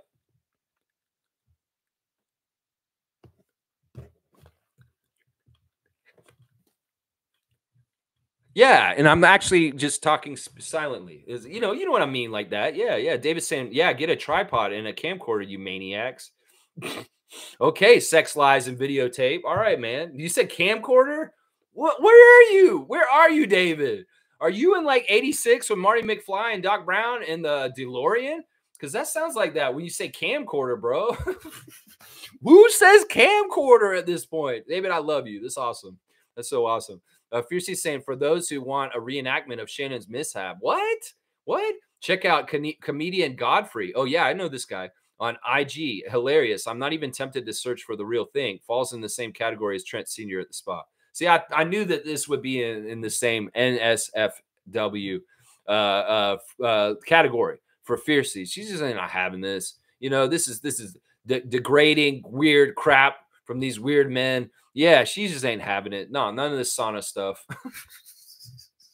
None of this sauna stuff. All right, on that note, let's go look at the Instagram story since we brought it up. Let's see where he is. Is he in the sauna? We'll find out. First of all, at the airport, there's a beautiful mural of the shot by Kawhi. We're talking about it today. And Open Gym's director of photography has posted it on there. So if you're at Pearson, look for this wall in the airport in Toronto of the Kawhi shot. It's a nice wide view of everybody on it. It's just beautiful. And I love to see that moment is still echoing throughout time. Once again, I'll say this. If it wasn't the Raptors, they would probably say this is the greatest shot in sports history in any kind of sport or any basketball or anything. Seriously, that's how epic it was. That's how epic and movie-like it was. But the NBA don't want to put that on blast. They got to say the greatest shot in the history of the NBA is Kawhi's shot against Philadelphia. I'm sorry. It's just the damn truth. There's nobody who's ever won a last-second shot in a Game 7 like that with a 4-bounce shot like that. And with the drama and everything and the payoff afterwards, it's an amazing thing. And the NBA should put it more on blast for one of the greatest moments in the NBA. Maybe over time, people will see the highlight and they'll be like, holy crap, this is amazing. And it will age more and more. Like sometimes a movie comes out and it doesn't get its respect when it first comes out. But over time, it catches up and people are like, wow, that really was a great movie. And it becomes more of a following over time. I think this could happen with Kawhi's shot. And over time, people will respect it and talk more about it than they have. And in some ways, they ignore it down south and more than they should, honestly. Yeah, Precious is still riding around in Nigeria, showing different stuff from his home country and doing different interviews. You know what? Maybe I should stop following Precious. It makes me kind of sad to see his stuff, knowing he's a New York Knicks this year. So maybe, Precious, I'm going to stop following you for the beginning of the season. I'm sorry, my guy. And there's a picture of Shea Stadium. He's up in the plane flying over it. Jamal McGlure is out there with the youth 8 years ago. He was with some kids at a camp. And I think there maybe one of these kids is actually kind of like become somebody. Let me just see if there's anybody in this picture. I don't know. These kids, they don't look like anybody I know from the NBA. But he's talking about 8 years ago with these kids. And there's a picture of Carabana and what he's involved with, of course, in downtown Toronto. And there's a book drop-off. So in some ways, there's a school supply drop-off that Jamal McGlure is involved with. They're getting backpacks and books and supplies for kids for school together. Once again, doing the good stuff for the kids out there. Now, Ulrich is stealing Chris Boucher's post. There's a little girl who's talking about when you accidentally become important at work and everyone starts asking you how to do things. And she's got a potty mouth. Let's just put it that way. She's saying a lot of curse words. And maybe that's what's so cute to Chris Boucher. But Ulrich must have saw Chris's post, and he's reposted it himself. So maybe there's a little bit of a same sense of humor between Slim Duck and our new rookie, Prince Shamshay. So that's pretty interesting. You can check that out. And there's the highlights of Shamshay working out that we saw earlier that we were talking about. He's kind of looking towards the camera and mugging for the camera. But then I see him running in there and throwing it down. I mean, he looks as good as Evan Mobley right now in some of the actions and things he's doing. He is very similar to Evan Mobley's skill set, is what I'm going to say right now about Shamshay right now. His offense may be better, though. That's the thing. There's Slim Duck with that little potty mouth girl on his Instagram stories. She's getting shared by the Raptors. Then there's a action picture of Chris working out in the Raptor red, working out very, very hard this summer. In some ways, I'm wondering if Chris is doing this because he's going to bust in the rotation and get a spot regularly for the Raptors again this year. I think he will. Then he's got this is like Martin Lawrence or something. Me on my way to defend my best friend without knowing if they're right or wrong. Okay, that's funny. He always has good stuff on there. Norman Powell's out on a football field. I'm not totally sure what he's doing there. Oh, it's softball. They're playing softball. The Clippers are. So a bunch of the Clippers players were out on a football field playing softball. I don't get that totally. I don't totally get that, Norman. Let's see. What else has he got? He's saying Apple's saying the same thing for 16 years straight, talking about their Apple phone. It's still got everyone buying them every time, man. Yeah, that's such a racket. People that run out and buy the iPhone over and over again, you're idiots. Let's just put it that way. Gary Trent Sr. All right, it's food. It's not sauna. And it looks like it's some polo adobo or something like that. It looks like some spicy chicken in the food tray. And then also he's got this saying, not all exes are bad. Look at me. I'm someone's ex and I'm the best. Gary Trent Sr. is the best at relationship advice. I just had to say that. He's got who's that, Future? He's got him talking about, he's saying it's just a friend. Don't let me get over you because I'll never want you again, is what he's saying. He's saying that to the exes. So Gary Trent Sr. is obviously speaking to some lady in his life that's his past. And he's like sending messages to her through the stories. That's obvious what's going on here. And there he is. He's walking around. There's the man himself. He's smiling real big. And he's like, you know, it is my world, y'all. It is my world, is what he's saying, basically. Very, very fun. 4 files. Lloyd has that picture of that Spanish cathedral over in Spain. Once again, they love that architecture, the spires. It's just a beautiful, beautiful city. And that's the reason why it won that British award for architecture, Barcelona, right? Right? Isn't that right? Jacoby is on the move. We see Wubbs is listening to Travis Scott Days on his Instagram stories. He's on the move. Let's see who else we got. Scotty, there's a clip of Scotty on Legacy Scotty right now where he's recounting about somebody trying to come up to him while he was out on the city and taking pictures with him. And he said, don't do that. If I'm out on the city, just leave me alone. Don't take pictures of me, is basically what he's saying. It's a clip from his Twitch, and it's actually from a stream I wasn't there at. There were I maybe missed like 4 or 5 streams in the whole time Scotty's done Twitch. And this was one of those Twitches that I missed. There's Koloko with the Jordan red shirt on, and he's showing that he's stacking days. And he's putting in work. So he's cleared by his own personal medical doctors, and he's out there working hard. He's lifting weights. He's running the court. He's putting shots up. He's doing all that stuff. Now they need to just clear him. And then they got to announce that he is on the Raptors still. That's what's next. Come on, Christian. Come on back. We need the Twin Towers from Cameroon. That's right. Teresa Resch on the Breakfast Television. She has an account, if you guys want to follow her, called NBA TO Prez. So check out Teresa Resch on Instagram. She's sharing stuff about the process with the WNBA franchise here. Davion Mitchell showing coach on blast as Coach Jackus. I don't know who it is. I'm not sure what's going on there, but Davion's celebrating something. This probably has to do with Baylor. Not totally sure. Let's see. Matt Devlin is remembering 9/11. on his Instagram stories. Never forget 9/11/2001. Of course, we will never forget the sacrifice of the people that tried, the first responders who tried to come in there and help so many people. This is just a huge, huge tragedy and a really, really bad thing that happened in the American history. Dylan Disu doing an interview on the side of the court. There's the Instagram stories. Little potpourri of various Raptor stuff. Yeah, nothing too NSFW about Gary Trent Sr. this week or today, fiercely. So go check it out. Go check it out. He's just saying, ain't no way it's an accident. Even I, who ain't tech savvy, know that you need to click somewhere to join a live. So either Shannon or the lady did it. You think there's some sort of convoluted blackmail or some sort of weird thing that she was trying to do to him or something like that? Fiercey. She's Columbo in this. And another thing, real quick, you can't just start the live with your butt. You have to actually go into the app and hit the button. Okay, Columbo. Thank you. Yeah, I agree with you, fiercely. I think you're right. Kareem saying, Lex, please no leaks. Although we are freaks, just not that kind of freak.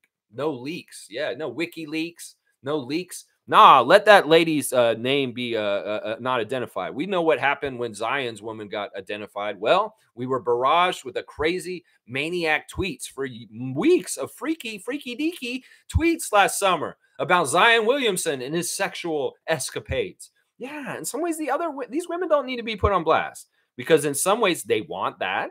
In some ways, they don't need the negative attention from fans of the people they may be interacting with. It's for their own safety. You know, there's a couple different reasons why these women do not need their names publicly displayed. In some ways, the whole scandal with M.A. Adoka was a big problem for some of the women that were involved in it that got publicly disclosed. So, yeah, in some ways, let's not be a part of that whole disclosure process and start passing the name around and putting it on blast. That's what I would say in these situations. They are not public people. And in some ways, some of them may very well want to be more public, but they don't need to be getting public that way. The lady that was with Zion last year, or they don't want to be public, and all of a sudden they are becoming public forced. And that is not a good look either right there. That's what I say about that. Blackhawk saying the audio was funny as hell. Nothing big to cry about. This is like a Key and Peele sketch, probably. So in some ways, the Shannon Sharp sex tape. Yeah, this is it's funny stuff. Good to see you, Neil. Checking in, Blackhawk. Good to see you. Yeah, Trevor's saying Shannon Sharp. What's singing Missy Elliott's song? Get your freak on. Holla, holla. Grace said, Trevor, was Sharp singing about 1 Minute Man? Oh my gosh, you guys are killing him here. Come on now. That's too low of hanging fruit for the dunk. I'm sorry. It's too no, we can't do that. The rim's too low. It's like it's like the Lil Tykes multicolored kids hoop. It's like the hoop that Junior Schroeder is using. And you can't get a dunk for that. I'm sorry.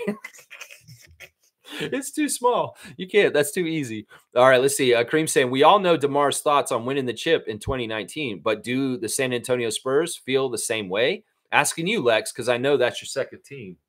All right, well, what do you mean about this? Like, all right, listen, this is how the Spurs Nation feels about the whole DeMar Kawhi trade. They hated Kawhi at that point. They needed him to leave, and that they were not unhappy with Kawhi leaving. In some ways, they were unhappy that he won a championship. He got rewarded after that. And in some ways, Kawhi Leonard's championship ring, having a middle finger on it instead of a CN Tower, was kind of towards them.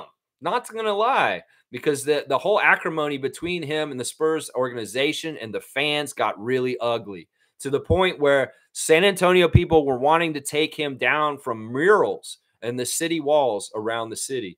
So I would say this. They were glad they got DeMar in exchange for Kawhi because they really did like DeMar and Jakob also. They really did enjoy those guys playing for their team. Spurs fans love DeMar DeRozan. The Spurs fans love Jakob Poeltl. So in some ways, that was an upgrade for them, even if they lost Kawhi, because Kawhi was a lost cause at that point. He didn't want to play in San Antonio, obviously, because he's faking an injury and sitting out and not showing up on purpose. And that is vile. And that is why those talking heads hate him to a degree, because he did do a power play in a weird way, in that kind of way. But it's a tough situation. So that's how Spurs Nation kind of feels. They don't really like Kawhi. A lot of them do not like Kawhi. And in some ways, he's not. He's kind of like a Vince Carter for their team, like Vince Carter is to us. Yeah, he had accolades. He was a Finals MVP, and he did help win a championship for the Spurs. And yeah, Vince has accolades with us. He has a slam dunk championship, and he did some really good things in a Raptors jersey. But he also kind of crapped on us when he left, and that's what Kawhi did to them. So he'll never be in that echelon of Spurs greats like Duncan, Robinson, Ginobili, and Parker because he screwed it up, because he didn't do the PR and the respecting of the franchise. It's just how it is. Some people will look past it and they say, no, I still love Kawhi. He's fine. But a lot of them will not.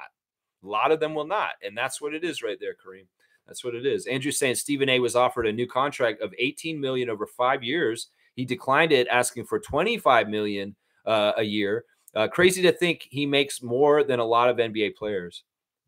Well, once again, in some ways, he's a very prominent figure. In some ways, he's done a very good job of positioning himself as the top of his field, as being the number one talking head. In some ways, he's very much worked hard for this. And I get this. I mean, guys like Shaq and Barkley are going to make a certain amount of money on TNT. Well, Stephen A. Smith is one of the stars for ESPN, and this makes total sense. But yeah, I mean, maybe it is crazy the amount of money they're making and stuff. Yeah, maybe it is. Maybe it is. Cool Cat saying ESPN needs Shannon more than Shannon needs ESPN. Shannon's YouTube sessions have several 1 million views. Those numbers are money. Yeah, I don't know if that's true, though. I do not know if that's true. Don't ever underestimate a family-owned organization, a family-based organization like Disney, and how they feel about things. Disney has fired a lot of people for less in certain ways, even if they were money makers, because in some ways, once again, it's a family company, Disney to ABC to ESPN.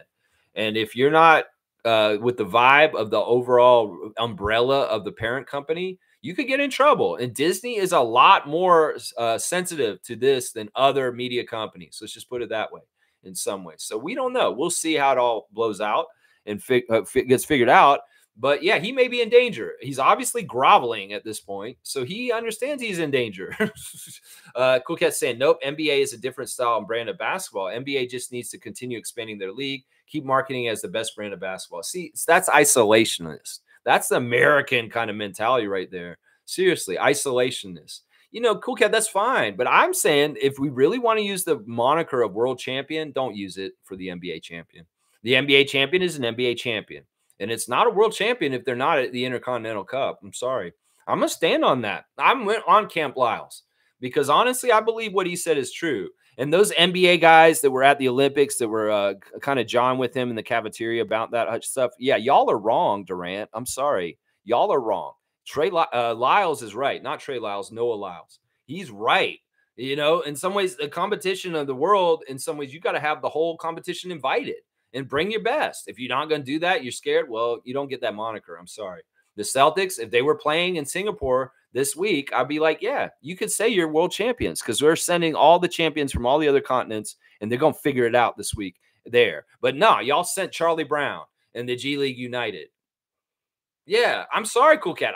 In some ways, you can look at it from a money standpoint. You can look at it from a business standpoint. I don't give a fuck. I'm looking at it from the truth. And the world champion of the world is not the NBA champion. And in some ways, that's part of it. They got to protect the brand. And if the brand looks bad because they happen to lose, oh, well. You know, anybody who fears that kind of stuff deserves to have what happens to them. And that's what I'm going to say about that. And that's a symptom of the league being too soft and they're too much money, that they are too hoity-toity to show up to Singapore this week. How about that? How about that? Boom goes the dynamite. Yeah. Andrew's saying, I'm grateful for Masai Ujiri. So am I. There you go. Every morning, Andrew gets up out of bed and he says he's grateful for Masai Ujiri. That's a great one right there to say right away when you wake up. I'm alive and Masai Ujiri is in charge of the Raptors. I am grateful. I'm all about that. Carlos saying, alley-oop to Andrew. Masai and Bobby are superstars. As long as we have them, we have a chance. I completely agree with this. I'm going to give an alley-oop to Andrew and also you, Carlo, because I absolutely agree with this. In some ways, these guys are part of the reason why we are continuing to be good, even if we're not looking like we're good. We're going to be good. Watch. So 77 for Andrew. You got the George Mearson. And Carlo, you're 56 now. So, yeah, those are the dunk totals there. Yeah, I mean, Listen, they're striving and they're always trying to do good stuff. If they were inept, we would be rolling around and just in the bottom of the standings over and over again every year, like the Wizards and other teams like that. No, we have a very good front office, and they're going to pull us out of the mud sooner than later. That's right. That's right. Let's see. Andrew's saying if we didn't have those two, we would be poorly ran franchise like so many others. I agree with this. I think that I don't know if we'd be poorly run. We could have a pretty good front office and be okay. But I'm so glad we have one of the top 3 front offices in the league. I am so glad because that is a huge edge. That's a huge edge. Smith saying, make sure phones are turned off before being intimate. Put them away. That's right. That's right. Unless you're kinky like that. Cool Cat saying a FIBA style of ball is different than NBA style of ball. Keep NBA champions out of FIBA style competitions. Okay, that's your opinion, but I don't share it. I don't share it. I think that they're scared. I think they're scared. And in some ways, if we really want to make the NBA a global league, we got to stop ignoring the globe. How about that, Cool Cat? So I'm going to be a devil's advocate on your points.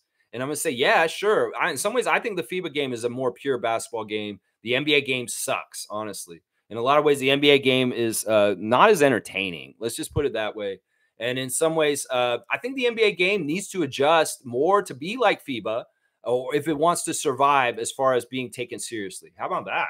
How about that? I think the slippery slope that is shown in the All-Star game could get worse and worse in every single regular season game. The way that they handle the All-Star game could very much be the way that regular season games are in like 5 or 10 years if we don't start taking things a little bit more seriously in the NBA. Maybe cut the nuts off on the offense and three-point shot a little bit and make it more like what it used to be. And in some ways, I'm in direct opposition of Cool Cat's opinions on this today. I really am. Cool Cat's saying, I agree with adding G League champions or a group of players, good exposure and experience. I'm just saying, send something over there. Now, if your G League champions are dominating that league, then, you know, that's fine. You don't need to send the NBA because that's good enough. The G League champions go over it, but that's not the case. The G League champions have never won the Intercontinental Cup. That G League United team is not going to win this Intercontinental Cup. So the North American team is punting it. It's punting this whole competition. And that's the whole mindset of Adam Silver and the NBA and stuff is punting international FIBA competitions. Well, y'all are losers is what I'll say. Adam Silver, you're a loser for punting important things like FIBA World Cup and the Intercontinental Cup. That's what I say right there. Carlos saying Kawhi was offered, was otherworldly in 2018, 2019. Then both knees, hamstring continue to give up on him after. McKechnie, load management, his best season of his entire career in Toronto, the one season he was a Raptor. That's just the damn truth right there. Kawhi was at his peak of his career in Toronto the 1 year he was here. Wow, what great timing. What a fantastic window that opened up with LeBron leaving and Kawhi coming here for 1 year rental. And yeah, it all went perfect. The best year of Kawhi Leonard's career will be the 1 year he wore the Raptors red and black. And that's it. I'm sorry, slam dunk right there. He's not done anything better since. And he didn't do anything as dominant and as important as he did on San Antonio as he did on Toronto. And that's just the damn truth right there. That's right. That's right. Andrew's saying he was injured before we got him, too. I guess we load managed him perfectly and got the most out of him. Yeah, we're a top-notch organization. That's why Kawhi loves Alex McKechnie. And if he could have brought him to the Clippers with him, he would have. He would have. And maybe he would have been more healthy in the last 5 years of his career in Clippers. So, yeah. Cool Cat saying Shannon's account could be hacked, too. Laugh out loud. Hilarious. Attachment to mobile devices is hazardous to your career longevity. Well, it just depends on what you're doing and who you are. And, you know, yeah. In some ways, these kind of things are, you know, it's a wild west in some ways. The internet, devices, smartphones, AI, all the different things that are coming down the pipe. Some of this technology hasn't been sussed out legally. There's all kinds of crazy stuff that happens in the real world that has implications from the social media world. And we still haven't figured all this out. It really is like we live in a Wild West situation, kind of like the United States was for a while out West, except that the frontier is the internet. And that's the thing people need to realize. And this is the thing that's so scary about possibly letting the Republican candidate for the U.S. election win, is that he is a dictator. He's somebody that will want to get more control over things. And if we have dictators in charge in different ways, they will do weird things with the technology and use it against us. You know, they want to use the police against us if we protest the Trump side of the election ballot. That's serious. That's a true thing. They want to use things against us. And we don't want this really great technology of AI and different things to be used against us because we have poor leadership that's totalitarian. This is part of the thing I'm warning people about, is that this could become like a bad sci-fi movie if we do not denounce fascism. If we do not denounce a wannabe king named Donald Trump, is what I'm saying right now. Yeah. Yeah, let's see. Andrew's saying, I feel like after DeMar retires, people will look back and always see him as a Raptor. I hope so. I think they should. I mean, all right, if he plays another 3 years for Sacramento, that'll be 9 years not a Raptor and 9 years a Raptor. And half his career was a Raptor. And in some ways, listen, I just want, I haven't read the book yet. I want to read it for the tells of how he feels about our nation and whether I can gauge if it seems like it's likely he's going to come back for that retirement ceremony with that jersey up in the rafters, because that's what's going to heal things the most. And in some ways, maybe Masai should wait and do DeMar first. He really should. And that may be the solid that he does for him. He say, look, you're going to be the first Raptor to ever get your jersey retired. And DeMar DeRozan, in some ways, is the most worthy candidate. I would say Kyle Lowry's very close to him being as a most deserving candidate for that too. And it may have to do with the timing of when they retire. It'd be a very glorious, a beautiful thing if they both retire around the same time and we put them up together in the same ceremony. That would be beautiful to see 10 and 7 up in our Raptors forever, celebrated as two of the greatest Raptors ever. And 15 doesn't need to go up there before them. I'm telling you right now, he doesn't deserve that accolade. DeMar deserves it. Kyle, he deserves it too.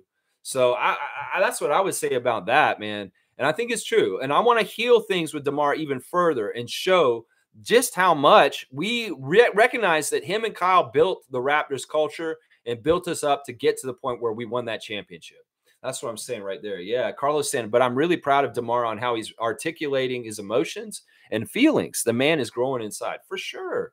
And he's a great example for everybody. I love what he was doing yesterday. DeMar was out and about in New York, hiding his book in neighborhoods. He was taking it. He was saying, I'm going to put an Easter egg hunt out here. He was hiding hidden copies of he signed personally in like fences and in trees and parks around New York City yesterday. I hope that they get all found. I don't want his book just spoiling away in the weather of the city and nobody finds it and it just rots in a tree somewhere. You kids get out there and find DeMar's book all over New York. Don't let them be hidden forever. Maybe enclosed in the tree trunk, and there's a DeMar DeRozan signed copy of Above the Noise inside a tree trunk somewhere because nobody found it. No, y'all get out there and find those books, please. I'm worried about this. I seriously am. Good morning to Daniel Berry Sports Highlights. Good morning to you, Daniel. I hope you're having a fantastic day. Thank you for checking in on the Raptor Freaks, and always happy to see you come in, man. Andrew saying, I would have been awesome if DeMar could have led us to the finals and we could have been a championship threat for more than a year. You know, it really was LeBron was really in the way, and these guys were actually the second best team. Like our Raptors team was so good in the East. We had one of the best regular season records. Usually we were winning the Atlantic Division year after year. And in some ways, the powers in the Atlantic Division that rose up recently were dormant. You know, the Celtics, the Sixers, the Knicks were jokes, and they weren't really doing anything at that point. So in some ways, it's tougher now because they're more powerful again. But at that time was fantastic. And in some ways, our biggest competitions were people like the Cavs and the Bucks. And man, it is what it is. And everything goes the way it's supposed to go. But yeah, who knows what could have been, Andrew. I'm glad it was what it was. And I'm not going to change anything about what happened. I'm not going to change anything. It is what it is. That's right. All right, let's see where else you guys are saying here in the chat. It jumped ahead, so I got to get back and make sure I don't miss a comment. There's Daniel right there. Okay, cool. Carlos saying it's going to be a real legacy who gets to repeat in the coming years. It's getting much tougher and tougher. Yeah. In some ways, dynasties are kind of over. In some ways, we're going to have a different champion most likely this season, and it'll be a different champion pretty much every single year since we won the championship. The last team to repeat was Golden State, and that was when we killed their dynasty, and we beat them, and we closed down their arena, and they demolished Oracle right after that. So the dynasty of the Golden State Warriors may be the last dynasty because the parity of the league is different, and it is so difficult to repeat. It's much harder to repeat than ever in the history of the NBA right now. And I'm for it, honestly. I think it's boring when there's one dominant team that just runs roughshod over the whole entire league. And I am so for the parity in the NBA right now. So I'm not upset about this. But it's true what he's saying. To get a repeat in today's NBA, it may be so difficult going forward. Carlo JS, thanks for your comment. Andrew saying so much has to go right to win a championship. You need a top 10 offense, a top 10 defense, a top 5 player, good health, depth, and a bit of luck. All of that is true. And you probably even need more stuff than just that to get there. Yeah, Andrew, I won't disagree with you at all on that. Blackhawks saying Lakers can pick up Bismack, no biggie. You think that they'll just go get Bismack Biyombo? I don't know. I'm not worried about the Lakers' problems. I just know that they are having injuries at the big man, and we'll see. But either way, I don't want good things for the Lakers. This season is going to be the Bronny sideshow. We play them in the beginning of the year. Hopefully they won't have their big men, and we can kick their ass. And there won't be no complete crap this year. Don't you railroad us, referees, when we play the Lakers. Don't you railroad us. Let us play a fair game. And if we see NBA storylines written out because they don't want to see Bron and Bronny lose to the Raptors, I'm going to be pissed off. And I'll go off the next day and we'll point out every single thing about how you did what you did last season to us when we went to LA and played the Lakers at Crypto. Yeah, that was bullshit. And Darko was exactly right when he went off on his rant. He was exactly right. Alan Tam's got the chin with the Mug Brothers. The Mug Brothers still in effect somewhere. Smooth saying, I love DeMar, but his reverence to LeBron James is over the top terrible. Yeah, I mean, in some ways, these guys got to be real. In some ways, you got to understand LeBron and DeMar are friends outside the game, beyond the court. And in some ways, I agree with you. In some ways, it is what it is. But, also it's respect. And in some ways, DeMar has to respect the guy who beat him consistently during the 2010s in the playoffs. He has to respect that. Now, one of the things DeMar said in a recent podcast with Jeff Teague is that he's one of the few guys who actually got playoff wins against LeBron in the dominance of the LeBron era in the Eastern Conference. So it's like, at least DeMar can say he won against LeBron in a couple games in the playoffs. Most teams can't say that. Most teams got swept and most teams got absolutely dominated. So, that is at least a little bit of a feather in the cap with us versus LeBron in those times. Yeah, let's see. He's saying also, as a competitor, you should always want to beat the person or team who is perceived to be the best. If you're mentally defeated, you've already lost.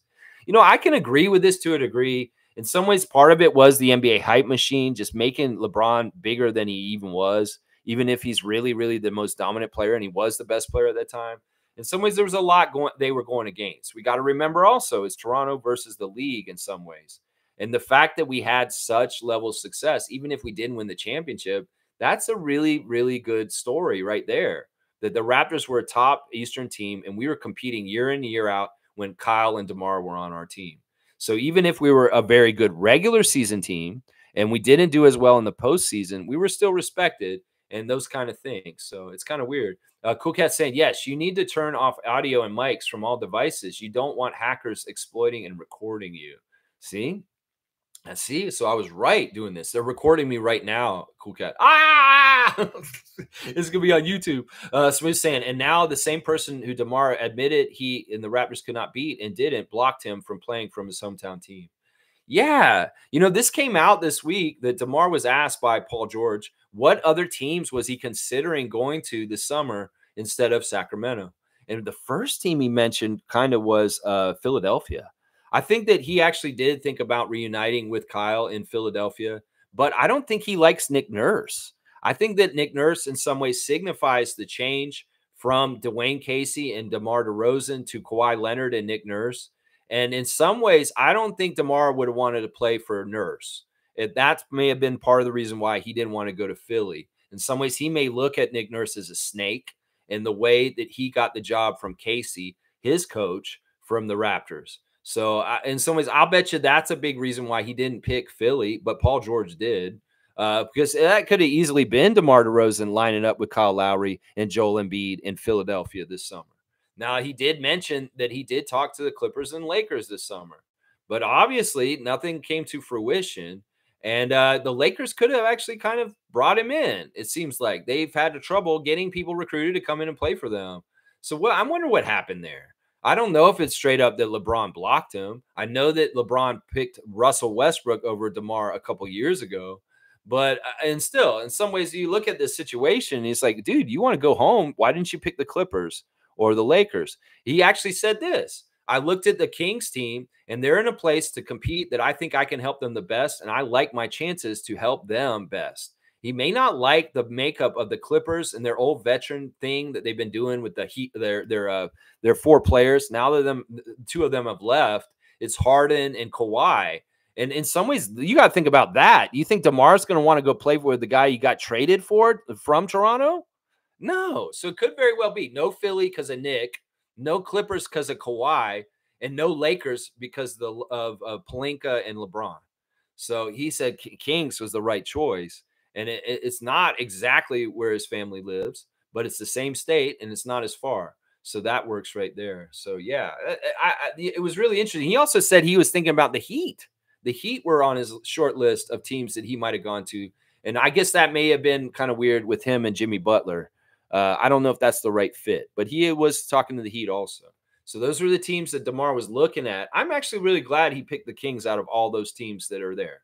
I think that in some ways he's right. He made the most logical choice of which team he fits and plays best on. I think he would have been good on the Clippers, but it would have been very awkward to play with Kawhi. I think that would have been a big part of it right there. Neil's saying, yes, you can be heard through your computer. However, what are you doing that someone wants to hack you? Are you working in a scam call center? Because karma is a bitch. This is an interesting thing too. Some ways people get so paranoid about people listening or doing things to you that it's kind of over exercise of their own ego. That it's like, who the fuck are you? Why do you think people care about you so much that they're going to come and listen to your ass? Seriously. That's what I would say to some of this. Some people get so paranoid about some stuff, but it is true. We need to be safe and smart about privacy when it comes to devices and being online. Yes, definitely. Yeah. Andrew's saying, I think I'm most excited to watch Shamshay and Grady play basketball this season. Those are two good names. And with Grady's extra muscle, it is going to be very interesting to see the growth and the time on the court for Grady, that he could be, wow. Yeah, he could be a real game changer for us in certain ways to help us for sure. Andrew's also saying Apple and 2K have a similar business plan, release the same product every year and still make millions. Yeah, and in some ways I hate this because it's not sustainable. There's so much stuff that goes into a landfill because of this kind of mentality. Nobody wants to make anything that's a worthwhile product. You know, we could have products that last your whole lifetime, but where's the business model for it? So once again, it's all profit mindset. It's only thinking about, let's make shitty electronics. So every 2 years, somebody has to buy a new laptop. You know, it's that kind of mentality. If you make it last with quality, we pay a little extra more, and I can keep my laptop for a long period of time. But no, this is the way these industries work, and they want return customers. And if you do such a good job with your product that they don't need to buy it for a long, long time, well, this is part of the business model. This is part of the whole problem with capitalism and the thoughts is it's not sustainable. You're going to keep making waste and plastic garbage that's going to go in landfills because y'all want us to keep cycling through buying the same things. Now, 2K is different because it's a virtual product, but all those devices we buy, what the fuck happens to them? That's what I'm saying right there. Blackhawk saying Shannon is just trying to show he has a woman calling him pappy over and over. Just comedy. Somebody was trying to say that this was him trying to prove his masculinity as being straight, that some people were trying to put rumors out there about him and that he did this leak just to kind of show, no, I'm straight and I like ladies. I don't know. Somebody was saying that, I think, yesterday. I don't know, on Twitter. Alan's got an angry thing. What does that say on there? He's cussing. Alan's cussing. Don't cuss, Alan. It's all right. Let's see. Blackhawk saying sports makes fans ugly at times. Kawhi never faked an injury. Fan base are so invested they look past the fact that Kawhi is human. In fact, the Raptors championship can very well be Kawhi's last. It probably will be. Now, I'm going to disagree with you on this. He wasn't as hurt as he was. He's saying he sat out. He strong-armed the San Antonio franchise. He really did. And there's a reason that they look at him as a villain. There really is. He really totally forced his way out of there. And that's part of the reason why I was so worried when we acquired him that he might do the same thing to us and that he was just going to be a dick and just be like, I'm not going to show up until I get on a team that I want to be on. And well, he didn't do that. And part of the reason why he didn't do that with Toronto is because he was advised by his agents and his people that you're going to really destroy your NBA career if you continue to deny the team that you're supposed to be playing for access to you playing. So, yeah, he was hurt, but he wasn't as hurt as missing the whole entire season. Come on, Neil. In some ways, he over embellished his injuries, and he sat on purpose because he was strong arming the San Antonio franchise to move him. And that's the truth. That is the truth. Skip Bayless is not wrong when he says this. Alan's saying Serge Ibaka. Okay, Serge Ibaka. Cool Cat saying NBA champions are not world champions. Okay, we agree on that. They are NBA champions and grow the brand of NBA globally separate from FIBA. NBA is entertainment basketball. That's for sure. Okay, I'll get behind this. It's kind of like WWE is the NBA. It's fake, and it's a made-up sports entertainment. And the collegiate wrestling, where people are wearing head guards and they're in circles, is what FIBA is. How about that analogy, Cool Cat? So, okay, it's entertainment, sports entertainment. In some ways, it's true. It's script-writed. It's script-writed. They want to write certain scripts, Bronny and Braun, and Celtics championship stuff like that. It's script-writed. Okay, so I got to understand. I'm just watching WWE, and I'm not watching amateur wrestling that's collegiate and real, authentic competition. Okay, I'm glad you made this distinction, and I'm agree with it. I think that that's right. And now that I've said that, let's think about that difference between WWE and regular amateur wrestling. And that's a really good analogy. So I think that's right. I think that Adam Silver meeting with the people in FIBA at the Olympics this summer hopefully can change things in some ways and maybe bridge the gap more and more in different ways over the future. And I think that that's in some ways Adam Silver's interest, because the game is becoming more global. Teams from other worlds, other countries are very, very much catching up with the NBA as far as talent and level of play.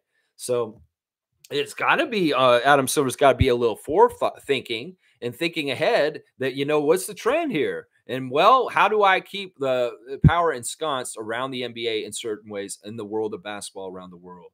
But I think Cool Cat's right. But in some ways, yeah, what did you just say? Sports entertainment? Yikes. That's what WWE is. And it's fake. And it's written. And it's decided ahead of time.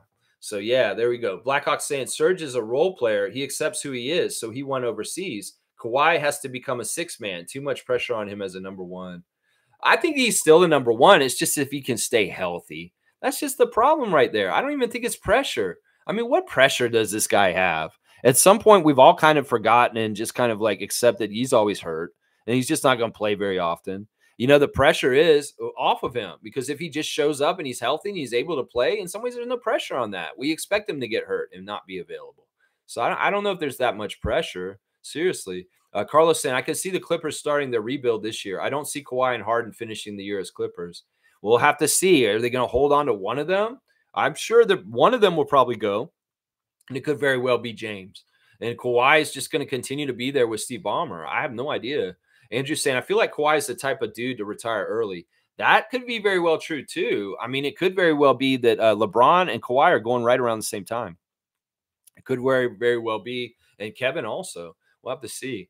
Cowboy saying later, Lex and Rat Freaks. Stab to you, Cowboy. If I could vote, I'd vote for the orange guy. Let's go Raptors. Well, you're a ridiculous person, Cowboy. Why would you say that? Why are you duped?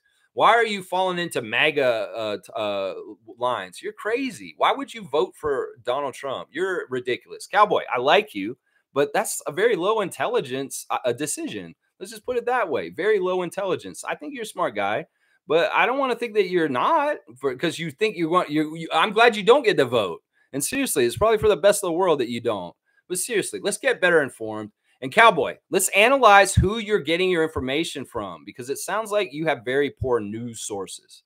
And in some ways, listen, I like I said to Infamous, bring me your sources. Bring me who you're getting your news and information from, and I'll go ahead and fucking tell you how jackass that source is, because it's not a legitimate news source. So, Bradley, seriously, if you're going to bring up politics on here, I'm going to shut you down. I'm going to say you're a fucking idiot is what I'm going to say, Cowboy. How about that? How about that? Andrew's saying, Lex, do you think Brooklyn retire Vince's jersey puts pressure on Toronto to do the same, especially during the 30th anniversary? I think that this is part of the strategy and part of this kind of thing.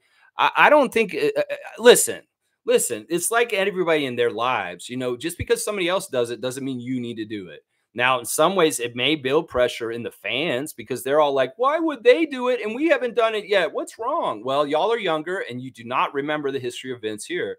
And in some ways, yeah, it's easy for the Nets to do it because there's no blemish. There's no weirdness. There's no fucked up thing that happened at the end of his career with the Nets.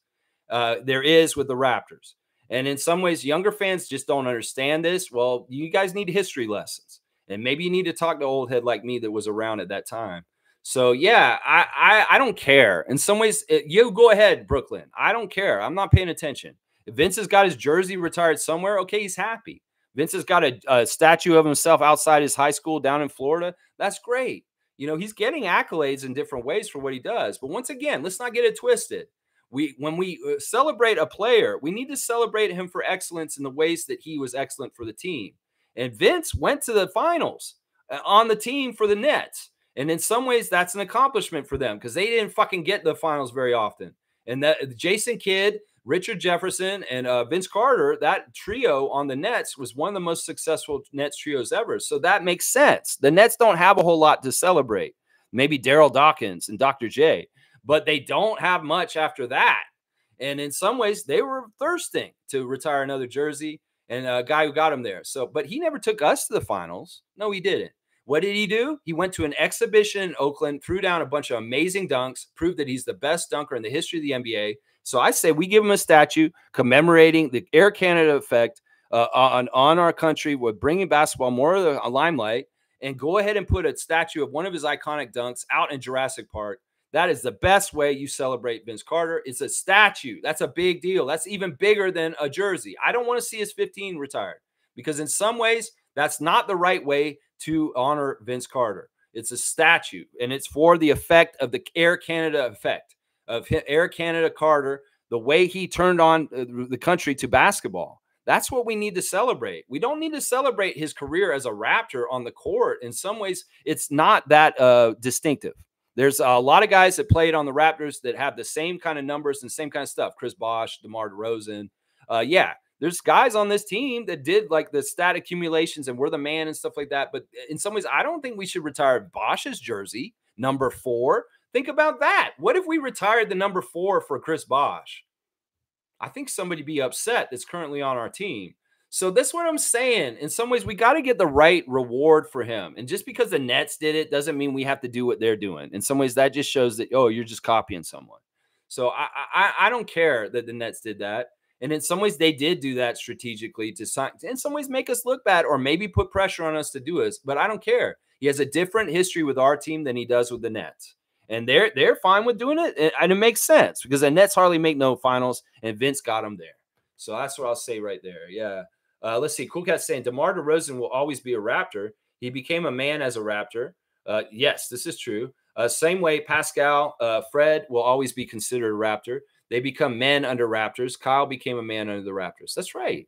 In some ways, we get the younger players because in some ways we don't get free agents, as everybody says. So we get the players as rookies, and they come in and it's their first team, and it means a lot. And they're young men. And in some ways, being in Canada, you have to take care of your business as an adult, and they become men in our country. And that's right. DeMar DeRozan had his children here and started a family here in Canada, and that'll always be special. So this is true. Fred, same thing. Kyle had his kids in Canada too. So this is just how it is. And then Cool Cat's exactly right on this one. Blackhawk saying, I hate saying this, but the Celtics can repeat as long as they don't look injured right now. Well, Porzingis is out and Al Horford retired. They're going to have new big men come in. And I don't know if Cornette is the guy coming up the charts that's going to really wow everybody. So, Neil, I've heard that Kristaps might miss this season. And we know that Al Horford just retired in the last 2 days. So it could be a little bit different on the front line for them. Let's just say. Cool Cat saying better for NBA business to have parity among teams, more eyeballs, more engagement, competitive storylines. I agree with this because if you have a league with haves and have-nots, those have-not markets suffer. Ticket sales suffer. Those franchises are in trouble. And in some ways, you can't do that. You got to have everybody getting a fair chance. And parity will do that. The new salary cap rules allow for this to an extent. And also the fact that there's new rules about movement and different things around the league, which allow teams to kind of be more evened out. This building of super teams where there's just a juggernaut and they've got like 5 all-stars on one team, that's just not fair to the rest of the league, especially when some of these guys are taking veteran minimums just to play with each other on one team. And, they're setting it up. They're trying to script write. You can't be so blatant with the script writing, guys. That's what I'm saying on that one. Yeah, Kareem's saying plot twist. Bronny and Barnes trying to save the ball from out of bounds. Barnes gets the ball, and Hulk smashes the ball off of Bronny's head, and refs reward the ball to the Raptors. Barnes death stares LBJ. So that would be good, actually, if it's a little bit of a repeat, and Scotty gets the revenge on LeBron and his son by throwing the ball at the guts of Bronny while he's going out of bounds, just like LeBron did to Scotty in his rookie year. That's hilarious, Kareem. All right, once again, I'll give you another dunk.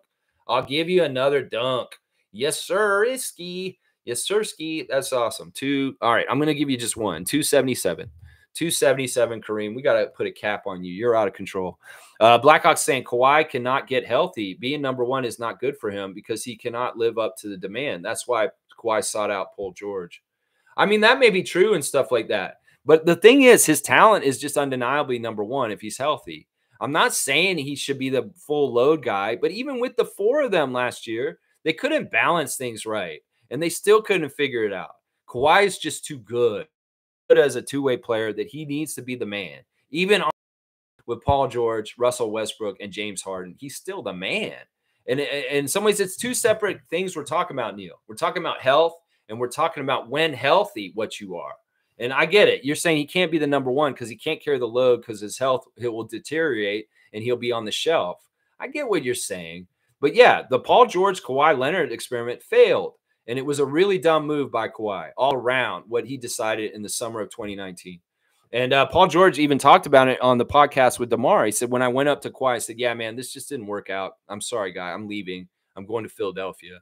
And Kawhi's kind of like, yeah, we've been talking about this season that things just aren't working with this whole thing. And I totally understand. I'm fine with it. Yeah, Paul George actually talked about the decision-making of him and Kawhi, whether it was deciding whether to go to the Clippers or to Toronto, whether it was deciding this summer to leave the Clippers after a failed experiment of 5 years with Kawhi Leonard on the Clippers. Yeah. Cool Cat saying, Lex, if you check NBA, put themselves in the category of entertainment. It's not me saying it, laugh out loud. No, I agree with you. And I'm just making the distinction that if Vince McMahon decided at one point to denounce the word wrestling, pro wrestling, and not even use it anymore, and it's sports entertainment, the WWE, well, it's a similar action what's happening with the NBA. And in some ways, we know the WWE is fake. And in some ways, if I was Adam Silver, I would not want my league to kind of seem like it's script-righted or have any kind of doubt around the gambling and why things happen with outcomes and stuff like that. He's opened both of those up.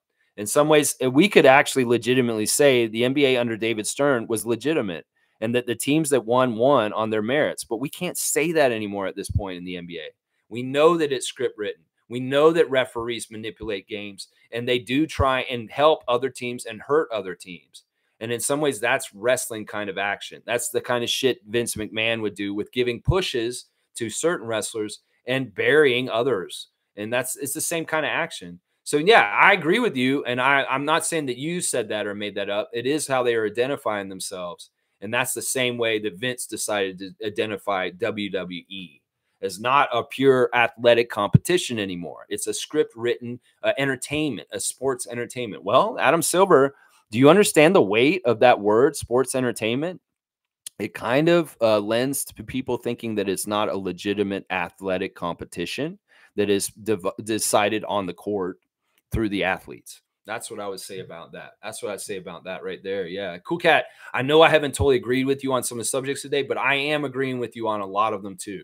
Smooth saying Vince towards the end of his career for Toronto stopped trying. He was telling other teams the plays before they happened, specifically Sonics. Yeah, he's a turncoat. He stabbed us in the back while he was still on our team. He was actively toxic and it was not good. He had no respect for our team. It showed that this kind of stuff that like in some ways he did not have respect for Toronto, for the country of Canada, or for the franchise of the Raptors. And you can blame Rob Babcock. He can blame the coach. He can blame the people around there. But you know what? Listen, once again, we're all responsible for our own behavior. And you were the one who did what you did. And you can say these other people are the reason why I did it. Nah, fuck that. You do what you do. You can be the better person. You can be the bigger person, but you chose not to. And in some ways, that shows more about your character than anything else. The fact that you're telling our plays to the other team in the middle of Raptors games, that's right, young Raptors fans. Do you know that about Vince Carter? That Vince Carter was telling the other team our plays in the middle game. Hey, Sean Kemp, we're going to do this lob kind of play to me. Yeah, okay, I'll mess that up. I don't even want to jump. I've decided this season I'm not jumping. This is all true. Vince decided he was not going to jump for the Raptors. He averaged a very low average. In some ways, he did exactly what Kawhi did, except he showed up and gave a half-ass and acted like he was actually trying for the Raptors, but he wasn't. He wasn't. And it showed immediately as soon as he showed up on New Jersey, and his scoring average jumped by 12 points. So, yeah, Raptors fans, caution you on how you feel about Vince Carter. You need to know the full story. You can be all enamored with his highlights of his dunks and his highlights from his past, but you need to know the true story and both sides of it. And this is why old head, somebody who was around and alive and watching the team very closely at that time, is cautioning y'all on your just unbridled, unpassioned love for him and stuff like that. I will honor Vince. I understand he has an important part in our history. The Air Canada effect is very important to this country and basketball. But let's honor him for the right things and not for his Raptors career. Not for his Raptors career. You really should not honor Vince for his Raptors career because he's a disgrace. That's just the damn truth of it, honestly, right there. Cool Cat saying Vince Carter's legacy talk is because he is inducted in the Hall of Fame. Yeah, and he should be. He should be in the Hall of Fame for sure. We won a chip after Vince left. Jersey retirement should be reserved for NBA championship team. Vince got dunk statue. Yeah, that's what I'm saying. Cool Cat agrees with me. And I agree with this. I think that we should retire jerseys of our champions, if not DeMar DeRozan. Yeah, that's who I think we should do. Yeah, Blackhawk saying Al Horford retirement is a hoax. No, it's not. It's not a hoax. He's going out on top. He said after 17 years, he's done, and he's had a great time. He's showed up in the Dominican Republic with the Larry O'Brien. He's brought it back to that country, the first ever Dominican to win an NBA championship. And he's worked very hard. We got to remember, Al Horford was in the league for a very long time on the Atlanta Hawks and all kinds of different teams. And that he is done. He wants to go out on top, just like John Elway. He's won a championship, and he's ready to sail off into the sunset. So, yeah, Cool Cat saying, Lex, I think it's healthy when you and I have different opinions from time to time. Leads to an engaging discourse. For sure. For sure. And Cool Cat, I'm going to give you a 10-pointer for that. I really do value people not always agreeing with me. This is an important thing for this channel. This should not become like a cult of personality just around my views. And the fact that even Bradley just endorsed the Orange Man like an idiot. In some ways, we're getting a venue for that. And people are coming in with different opinions for sure. Blackhawk saying Porzingis is Porzingis. Celtics got him as an overkill piece. Porzingis' health is not critical for the Celtics. I need to wash my mouth out with soap now. Too much Celtics in it. Yeah, I'm wondering why you're lobbying for them right now, Neil. That's not a normal Raptors freak behavior, is to kind of like speak up and defend the Celtics. Listen, I agree with you on what you're saying. He was an extra piece, gravy on top to help them, but he wasn't absolutely essential for them to win. But during their run for the championship this year, it did actually really help when he came back. And he showed some stuff in certain areas when he was healthy and available. So I agree with you to an extent, but I would say this. If you have your top 2 fives leaving your team all of a sudden, that is a detriment. That's a problem. One's retiring and one's a season-ending injury. That could be an issue for Boston this year. Let's just put it that way. Smooth saying absolutely for his impact on basketball in Canada. A statue outside the Air Canada Center, no problem. Yeah, keep it outside. In some ways, it's the air out there. It's the Air Canada effect, and it's for the whole country. And you don't have to buy a Raptors ticket to honor Vince Carter, because in some ways, it's bigger than the Raptors. It's bigger than basketball. It's bigger in some ways. And that's why you put it outside and you allow it to be out there for people that are just tourists that are downtown, and they can visit it. In some ways, that's better than just putting a jersey up in the rafters that's up in the corner. I'm telling you, Vince fans that are mad at me that I say I don't want to retire his jersey, well, what am I saying here? I think this is the right way to honor him. And honestly, I have a feeling down low that Masai is listening and he is on the same page as me. But we'll see. They asked Masai this year, how are you going to honor Vince Carter? And he said, you're just going to have to find out. It's a surprise. And he told us when they're going to do it. They're going to do it on February the 12th, 2025. the 25th anniversary of his dunk championship when he did wow everybody in Oakland. So that's going to be the time we'll find out. We probably won't find out up until then, and they may really enjoy the buzz of it. They may really enjoy the buzz, and we may hear a lot of idiots from the States and Raptors Nation saying, "Why haven't we retired his jersey yet? Why are we retired his jersey yet?" Yeah, hold up. Did you know that he gets given the plays to Gary Payton and Sean Kemp when he played for us and they were on the Celtics? Hold up real quick. Hold up. All right, let's see. Smooth Brown Man saying Eric Scotiabank Arena. That's right. I like Air Canada Center. That's fine. Blackhawks saying Horford's returning. The retirement is a hoax. They confirmed he's not retiring this season. Are you sure on that? I want to get a second opinion. If anybody else wants to research this a little bit, because I saw a story with him in Dominican yesterday, and he seemed like he was relaxed, and he's like, yeah, I'm done. Are you absolutely positive about this, Neil? Because it could be. There are a lot of hoax stories that are coming out because the news is all fucked up with crazy people putting out bullshit. But this makes sense to me, honestly. Al Horford is up there, 17 years in the league. And honestly, if I was him and I played my whole entire career and I wanted to just win a championship the whole time and I finally did it in my 17th year, you don't think coming back for another year is a letdown? His old body and all the work that it goes through? I don't think that this is a hoax for sure. It could be it's a little preemptively released, but I'll bet you he will retire because honestly, he's up there. And in some ways, getting the gumption to come back for an NBA season is a lot of work. And if you get that feeling of finally, I got that championship after 17 years in the league, maybe you're ready to rest. Seriously. So I logically, Windhurst-ing this, don't think it's a hoax. And it could very well be that you're hearing something from Celtics Nation that's a hoax. But I don't know for sure. Well, I'd love a second opinion. If somebody else can go look at this themselves and kind of discern it for themselves and tell me what they think. You're the only person that's brought me this is a hoax. And yeah, I don't know for sure. Cool Cat saying Vince was very childish on the Raptors. Notice I mentioned who emerged as men on our team. He built courts. He was a dunk monster, excitement. Give him kudos of something less than championship level. Yeah, I want to disagree with what you're saying there. And also, Vince Carter broke my heart. I have healed as I become an adult. Youth make mistakes, but no jersey. Give him a dunk statue somewhere in the city. Yeah, it doesn't even have to be outside the arena. You could put it a lot of different places around Toronto, and it could have some meaning in different places. I mean, I think Jurassic Park is probably the best place. In some ways, we need some Raptors something out there since they got that whole Leafs row of legends over there. The Raptors deserve a statue outside our building. I mean, we're the ones who have won a championship in the last 50, 60 years, Leafs. So in some ways, I think that would mark off a couple of boxes. Honoring Vince the correct way, and we get a Raptor statue outside of our arena finally. And I don't mind Vince being the first Raptor statue outside our building. The first retired jersey means something more to me, though, in some ways. Yeah, so you're absolutely positive on this, Neil.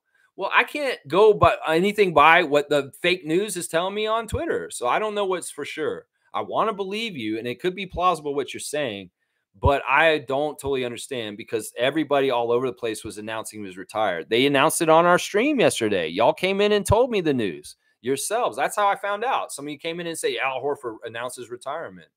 I mean, this is a weird thing to have kind of a hoax or going back and forth on. I don't know. In some ways, I'm not going to argue with you because I don't know for sure. And in some ways, I don't really care. In some ways, he's a great player. I respect him in his career. But if he's going to retire, I think this is a great time to do it. But if it's not true and he's going to come back, okay. Either way, I don't care. Let's see. He barely played this year, so he isn't ready to give it up. His sister said no. Look it up. Okay. I mean, I don't know. I'm not going to look it up right now. In some ways, I'll find out later. And if there is news that's saying that that's not true, I'll go ahead and retract and say Neil was right. I'll say that. Yeah. Interesting. I thought Horford signed an extension, but doesn't mean he won't retire. Yeah. I think it makes sense for him to retire. In some ways, it just makes sense for him to retire right now. If I was him, I would. I'm going to be like, yeah, I'm going out on top. And there's no guarantees I'll get it again next year, is what I'm saying. Yeah. Cool Cat's saying Sixers did a statue for Iverson. So there's a precedence. Oh, yeah, there's statues all over the place. Kobe's got one. Michael's got statues. I mean, there's a Shaq statue somewhere probably. You know, this is the thing. Statues in some ways are another level of excellence. And in some ways, Vince Carter's career is, all right, first, the greatest dunker in the history of the NBA, the first guy to ever play in 4 different decades of in the NBA, and a longevity and a good citizen as a ambassador to the game is what he was. He was like a friend to the NBA. That's one of the things that pissed me off the most about him. He was too chummy with other people in the NBA, more so than even his own teammates. He was more friends with people on other teams than he was with his own teammates. This is part of the reason why I didn't like the way Vince carried himself as a Raptor.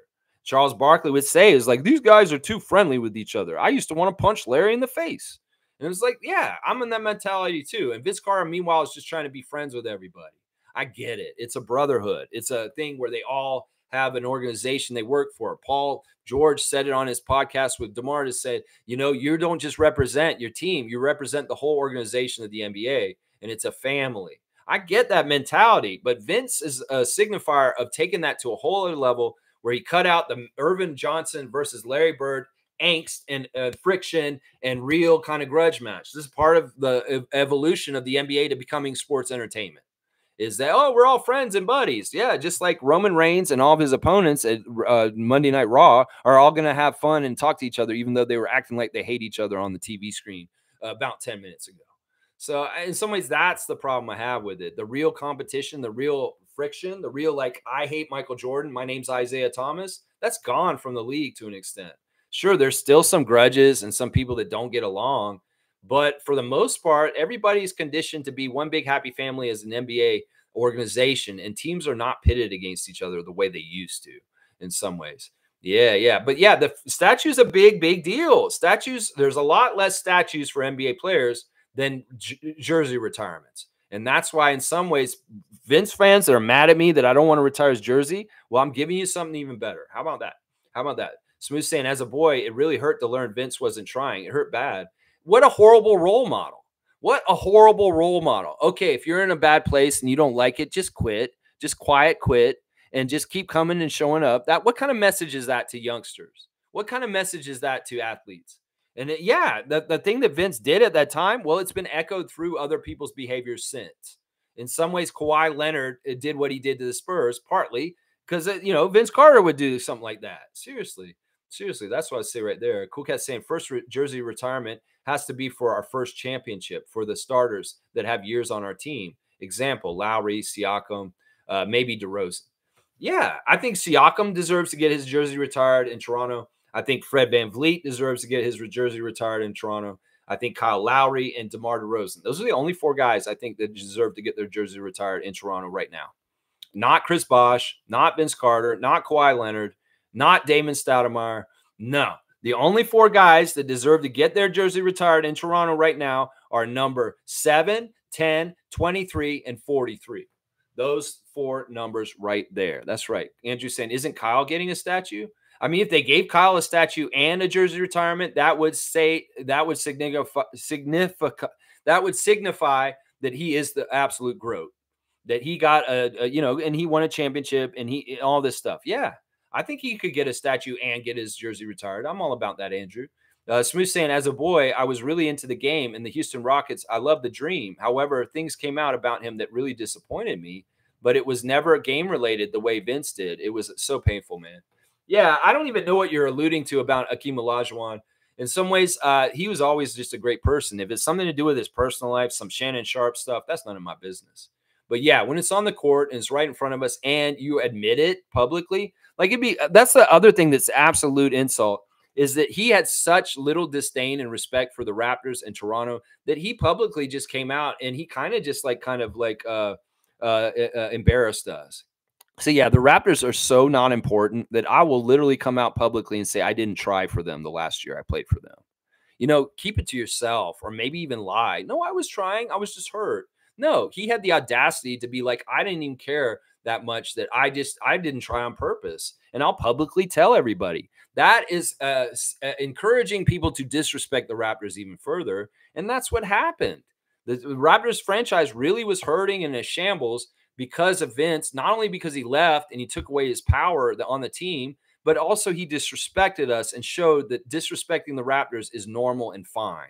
And that's another thing that young Raptors fans are not understanding about Vince Carter and his legacy, is that the big part of the disrespect for our franchise that Kyle and DeMar destroyed and built us back to respect was happening during the Bosch era because of Vince. And that's it right there. That's it right there. Yeah. Fiercely saying Lex's new chair is so comfortable. He hit another Lexathon. I am about a half an hour over. Monique is not here to cut me off. That's part of it. Have a great day, fam. Thank you, Fiercely. All right, let me just make sure I did things on my tabs. Let's see. There's nothing there that's that important. I did the Instagram stories. We checked in on the fantasy. There are no birthdays today. So I'll go ahead and just recap what I was talking about originally. Currently, the Intercontinental Cup is happening in Singapore, and 6 continents have sent 6 teams. The teams that have won the tournaments, extensive tournaments in Europe, Australia, Africa, South America, and Asia. But we just sent a thrown together half-ass team called G League United. The NBA doesn't care about FIBA basketball. They're going to just disregard it. So in some ways, the title of world champion never belongs around any NBA team. It can be an NBA champion, as Cool Cat has said. We can have an Olympic champion, as the Team USA is. But the world champion is Germany as far as team countries. And the team champion of the world will be the team that wins this Intercontinental Cup. And that will be some team that's not going to be that G League Unite. Trust me. So I'm just saying, Adam Silver, you want to be more global. You want to be more international. Well, you want that prestige. Well, in some ways, you got to play by the rules by the international committee, even if it's not exactly fitting the NBA rules. And as Cool Cat is very pointed out, it's sports entertainment, the NBA. And FIBA is the real deal, amateur wrestling. And that's just what it is. WWE is the NBA. FIBA is like what Kurt Angle did at the Olympics. So, yeah, that's just how it is. That's just how it is. And NBA fans, we can love it. It's entertaining. We love the stars. We love the dunks. We love the highlights. But it's not pure basketball in the sense anymore. Pure basketball is the Olympics. It's the FIBA.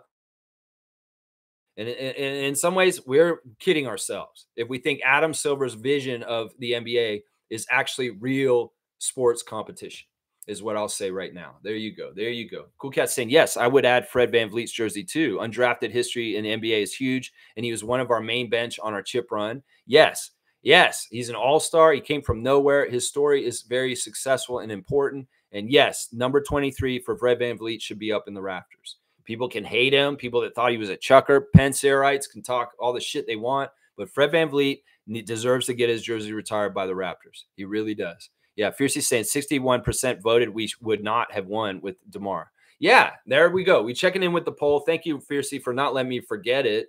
And yeah, in the end, you guys have decided that 61% we would not have won if we had not traded for Kawhi. And I think that that's very realistic. I appreciate the 39% of y'all that said, yeah, we could have won with DeMar also. And and we don't know. We can't tell for sure. But this is our opinion poll for today. Thank you for participating. There, we'll end the poll now. Let's see. And one more there. Andrew's saying best undrafted player ever. Yeah. Yeah. People might say Moses Malone. People might say Ben Wallace. But if you're looking at the height and pure player pound for pound, Fred VanVleet, best undrafted player in the history of the NBA. Accolades are there. He's a champion. And, Moses is great. Ben Wallace is great. They're both champions too. But they're also right around 7 foot tall. And that is a big difference in making it from being undrafted and doing what Fred did. That's a big, big story. And if Fred wasn't a Raptor, they put him more on blast for what he did. Seriously, if he didn't do most of it as a Raptor, and he'll get more of his just desserts as a Rocket at this point. And people pointing out, yeah, he's a big difference maker. Look at how he brought the Rockets from a 300 team to a 500 team in his first year playing for them. All right, y'all, thanks for watching me today. International basketball, I love you. FIBA. And NBA, stop being like Vince's stupid-ass WWE. You got to do better and make it more authentically a competition once again, because we're on to you, and it's getting worse and worse. And whether it's the betting, whether it's your script writing with Braun and Bronny or whatever you're trying to do, yeah, in some ways you could try and fix things, but sometimes things have a way of working out in the right way, like a Denver Nuggets championship. Yeah, something like that. Andrew, thank you. I appreciate everybody. Please like, comment, subscribe, and share. And I'll be back tomorrow for a Friday Freakout on Friday morning, 9:30 a.m. Bradley, thank God you are not American. That is so stupid. How can you be for such a fucking criminal, Bradley? Oh, my gosh. I'm so disappointed, Cowboy. You know what? I'm not calling Tada. I'm not calling Tada.